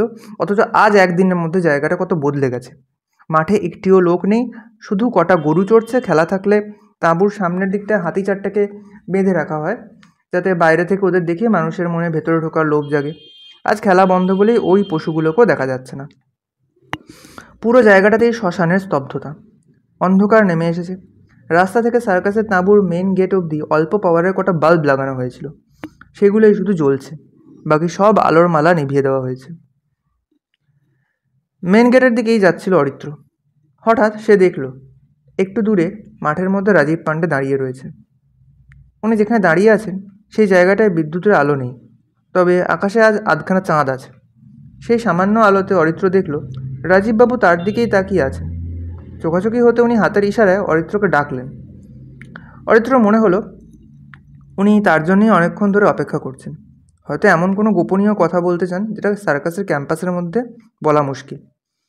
অরিত্র ওর দিকে এগিয়ে গেল। ওকে আসতে দেখে রাজীববাবু উল্টো দিকে ঘুরে চলতে শুরু করলেন। কি আছে ওদিকে? উনি কি কিছু দেখাতে চান? কিন্তু ওদিকে তো একটা নারকেল বাগান ছাড়া আর কিছু নেই। তবু অরিত্র রাজীব পাণ্ডেকে অনুসরণ করে হাঁটছিল। একটু বাদেও রাজীববাবুকে ধরার জন্য হাঁটার গতি বাড়ালো। তবুও দুজনের মধ্যে যে 20 ফুট মতন দূরত্ব, সেটা একটুও কমল না। মিনিট 5 মধ্যে রাজীববাবু ওই নারকেল বাগানের মধ্যে ঢুকে পড়লেন। তার আগে বাগানের সীমানায় দাঁড়িয়ে আরেকবার হাতছানি দিয়ে অরিত্রকে ডেকে গেলেন। অরিত্র ভাবল, তাহলে কি ওখানে কিছু আবিষ্কার করেছেন উনি? কোনো নতুন মৃতদেহ? অরিত্র পা চালিয়ে বাগানটার মধ্যে ঢুকেই দেখল ঠিক 2 হাত দূরে রাজীব পাণ্ডে দাঁড়িয়ে রয়েছে। তার সাদা সাফারি স্যুট অন্ধকারের মধ্যেও জলজল করছিল। রাজীববাবু বললেন, আপনাকে একটা জিনিস দেখাতে, দাঁড়ান। অরিত্রর মনে হলো ওর গলাটা যেন একটু বেশি তীক্ষ্ণ, একটা বাচ্চা ছেলের কণ্ঠস্বরের মতন। তারপর হঠাৎই সব কিছু বদলে গেল। রাজীব পাণ্ডের 6 ফুট শরীরটা গুটিয়ে 3 ফুট হয়ে গেল। সাদা সাফারির জায়গায় বসে গেল লাল নীল চৌকুপি কাটা কোট আর সবুজ প্যান্টালুন। হলুদ চুলের বোঝা নেমে এলো ঘাড় অবধি, আর পরিষ্কার দেখা গেল লাল ডিমের মতো রং করা নাকটা। অরিত্র গলা দিয়ে বেরিয়ে এলো দুটো শব্দ, জোকার, ড্যানিয়েল। ড্যানিয়েল হাসলো। হাড়ের সঙ্গে হাড়ের ঠোকা লাগলে যেমন খটখট শব্দ হয়, সেরকম একটা শব্দ করে হাসলো ড্যানিয়েল। তারপর হঠাৎই নিচে 2 হাত 2 পা শূন্য তুলে কিছুক্ষণ হাঁটলো। হাঁটা থামিয়ে চাকার মতো ডিগবাজি খেতে খেতে এদিক থেকে ওদিকে চলে গেল। আবারও ফিরে এলো অরিত্রর কাছে। ও খেলা দেখাচ্ছে, সার্কাসের জোকারের খেলা। আর সেই খেলা দেখে অরিত্র নড়তে পারছে না। অরিত্র বুঝতে পারছিল ওর নিজের হাত পা ক্রমশ পাথরের মতন ভারী হয়ে আসছে। হঠাৎ একটা ছোট্ট লাফ দিয়ে ড্যানিয়েল অরিত্রর কাঁধের ওপর উঠে এলো। 3 ফুটিয়া শরীরটা যেন লোহা দিয়ে তৈরি, লোহার মতোই ভারী, লোহার মতোই ঠান্ডা। অরিত্র সেই শরীরের চাপে মাটিতে মুখ থুবড়ে পড়ে গেল। আর সেই আঘাতেই ওর সংবিত ফিরে এলো। ও চিৎকার করে বলল, ড্যানিয়েল, ডেভিল সব দেখছে, তুমি আবার শাস্তি পাবে ড্যানিয়েল। এক মুহূর্তের নীরবতা। তারপরেই অরিত্র কাঁধ থেকে একটা বিশাল বাদুড় ডানা মেলে নারকেল গাছের মাথা ছাড়িয়ে দিগন্তের দিকে উড়ে গেল। একই সঙ্গে অরিত্র শুনতে পেল কারা যেন তার নাম ধরে ডাকছে, অরিত্রবাবু, মিস্টার মণ্ডল, আপনি কোথায়? ও একটা জোরালো টর্চ লাইটের আলো এদিক ওদিক ঘুরতে ঘুরতে তার গায়ে এসে পড়ল। একটু বাদেই সার্কাসের 3 জন কর্মচারীকে নিয়ে রাজীব পাণ্ডে ঊর্ধ্বশ্বাসে দৌড়তে দৌড়তে তার পাশে এসে হাঁটু গেড়ে বসে পড়লেন। বললেন, অরিত্রবাবু, আপনি ঠিক আছেন তো? অরিত্র উঠে দাঁড়ালো। তারপর বলল, ঠিক আছে, আপনারা আমার খোঁজ পেলেন কী করে? রাজীব পাণ্ডে বললেন, এই যে আমাদের চৌকিদার জনক ভাই, ও ভাগ্যিস আপনাকে এই জঙ্গলের দিকে আসতে দেখেছিল। ওই আমাকে গিয়ে বলল, মণ্ডল সাহেব যেন ঘুমের মধ্যে হাঁটতে হাঁটতে ওই দিকে চলে গেলেন। শুনেই আমি আর দেরি করিনি, লোকজন নিয়ে দৌড়ে এসেছি। কিন্তু আপনার কি হয়েছে মিস্টার মণ্ডল? পড়ে গেলেন কি করে? Are you okay? অরিত্র সার্কাসে তাঁবুর দিকে ফিরে যেতে যেতে বলল, একদম ঠিক আছি, তবে আপনি না এলে কতক্ষণ ঠিক থাকতাম বলতে পারছি না। চলুন আপনার ঘরে বসে সব বলছি। বলল সব অরিত্র। সেই বৃদ্ধ যা যা বলেছিলেন তার কিছুই বাদ দিল না, এবং একটু আগে নারকেল বাগানের মধ্যে ড্যানিয়েলের প্রেতাত্মা তাকে যেভাবে মারতে গিয়েছিল তাও বলল।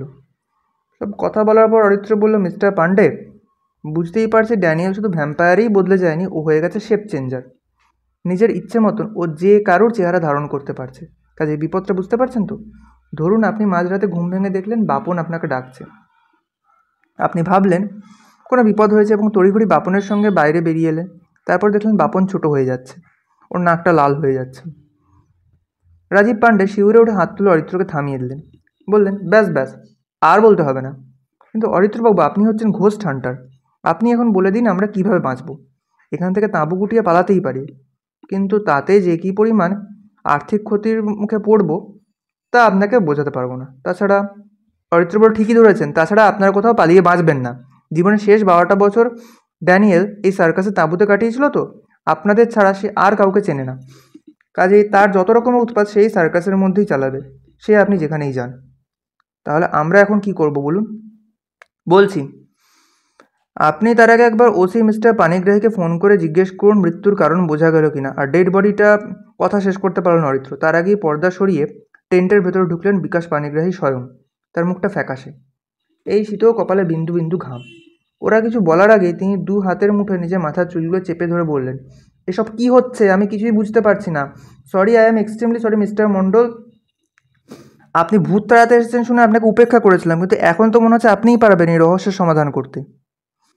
অরিত্র চেয়ার ছেড়ে উঠে পানিগ্রাহীর হাতে হাত রেখে বলল, শান্ত হন মিস্টার পানিগ্রাহী, আগে এখানে বসুন, তারপর বলুন কি হয়েছে।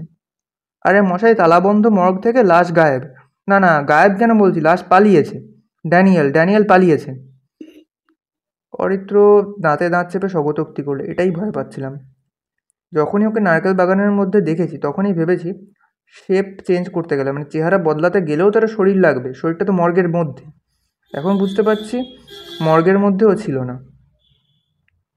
রাজীব পান্ডে অবাক গলায় পানিগ্রাহীকে প্রশ্ন করলেন, পালিয়েছে মানে? পালিয়েছে, আমাদের হাসপাতালের লাশ কাটা ঘরটা তো কাল দেখে এলেন। চৌকো একটা বাক্সের মতন ঘর, জানলা নেই, শুধু একটা দরজা, সেটাও বাইরে থেকে ডবল তালা মারা। আর ঘরের সিলিংয়ে একটা স্কাইলাইট। সিকিউরিটির জন্যে সেই স্কাইলাইটে আড়াআড়ি 3টে লোহার গরাদ লাগানো ছিল। একটা বেড়াল অবধি ঢুকতে পারবে না ওখান দিয়ে। আজ বিকেলে পোস্টমর্টেম রিপোর্ট পেলাম, সে রিপোর্টও অদ্ভুত। ড্যানিয়েল নাকি মারা গেছে রক্ত শূন্যতায়। শরীরে ওর 1 ফোঁটা রক্ত ছিল না, অথচ সারা শরীরে কোনো ক্ষতচিহ্নও নেই যেখান থেকে ব্লিডিং হতে পারে। অরিত্র বলল, ছিল। যিনি পোস্টমর্টেম করেছেন তিনি ভালো করে দেখলে গলায় 2টো সরু ছ্যাঁদা দেখতে পেতেন। ওসি পানিগ্রাহী বোধহয় কথাটা ভালো করে শুনতে পেলেন না। একবার অরিত্রর মুখের দিকে তাকিয়ে আবার বলে চললেন, সবথেকে আশ্চর্য কি জানেন? যে ডেড বডিটা অন্তত 8 দিন ধরে বালির নিচে পোঁতা ছিল তাতে একটুও পচন ধরেনি। একদম আমার আপনার শরীরের মতন তাজা। আমার কথা নয়, পোস্টমর্টেম রিপোর্টে এই কথা লেখা আছে। তারপর রাজীববাবু জিজ্ঞেস করলেন, পোস্টমর্টেম রিপোর্ট পাওয়ার পরে বডিটা দাহ করার ব্যবস্থা করতে হয়।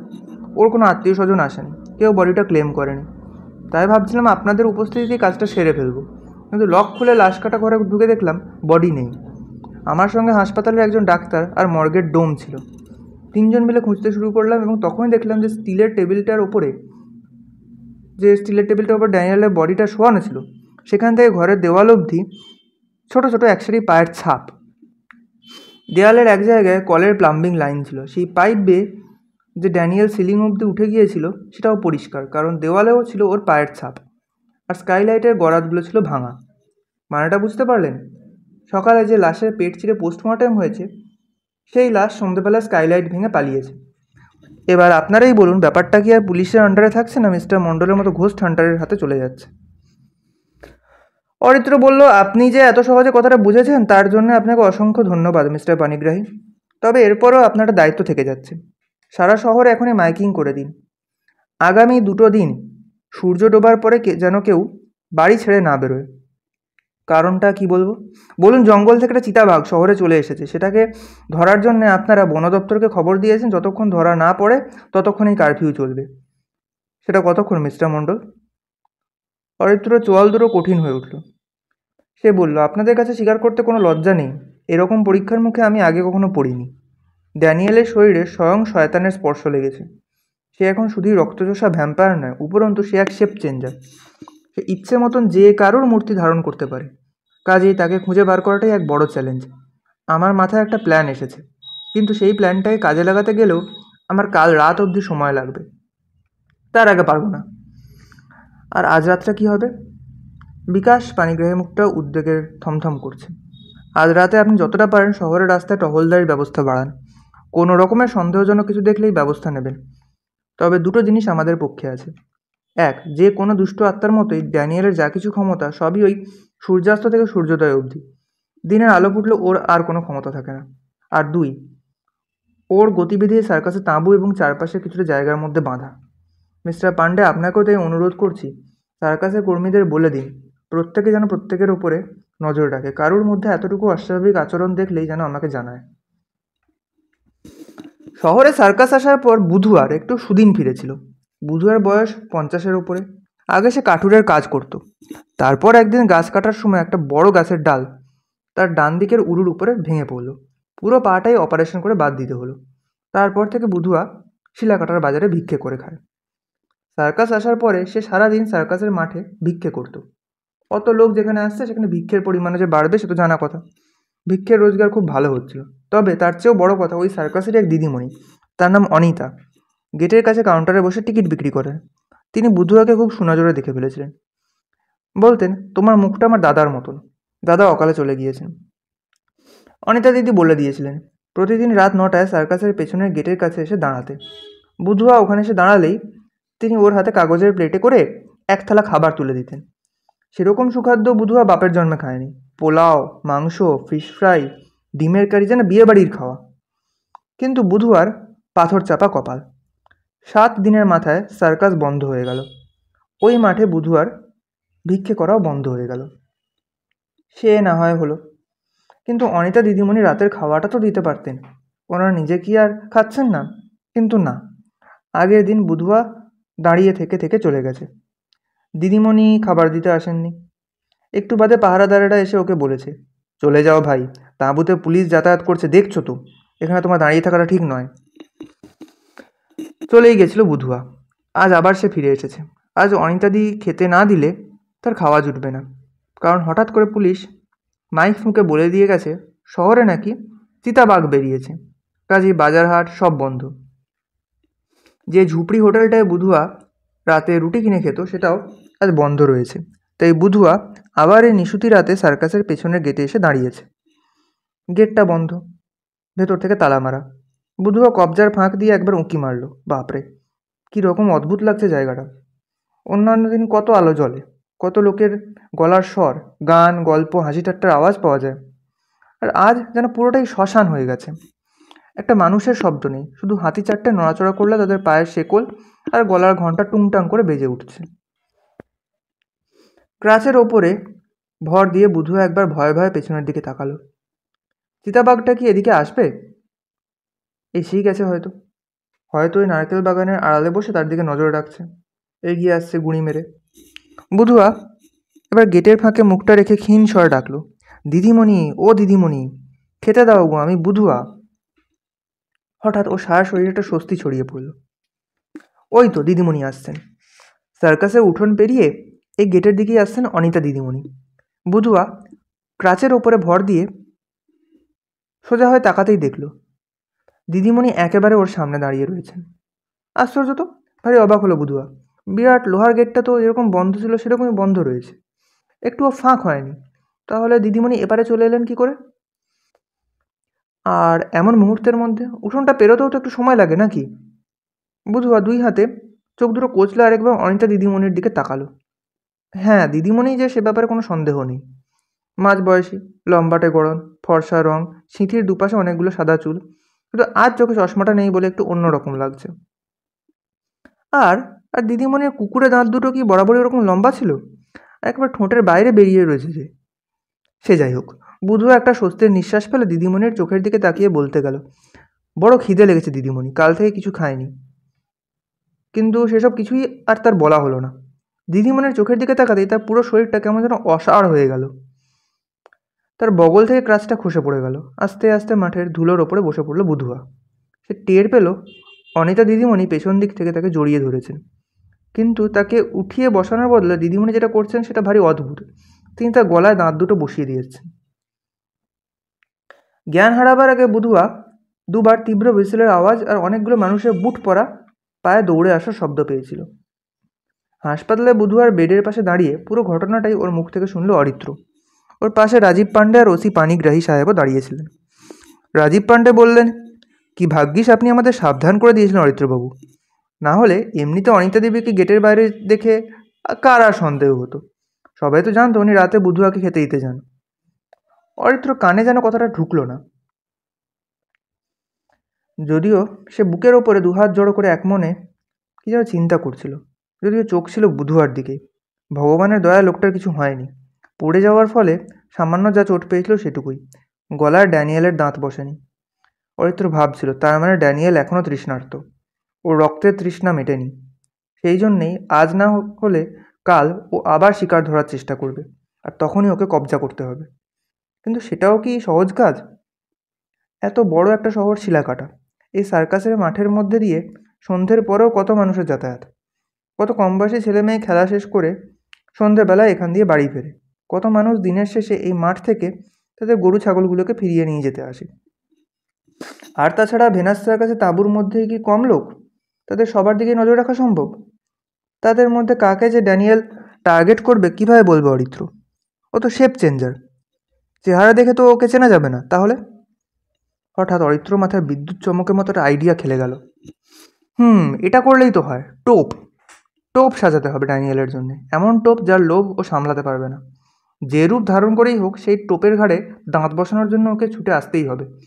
যেভাবে পুকুরে সমস্ত খাবার ফেলে বড়শির মুখে লাগানো কেঁচুটিকে খাওয়ার জন্যে ছুটে আসে বাঘারুই। হাসপাতাল থেকে বেরিয়ে বিকাশ পানিগ্রাহী আর রাজীব পাণ্ডে ওর পুরো প্ল্যানটাই শুনলেন।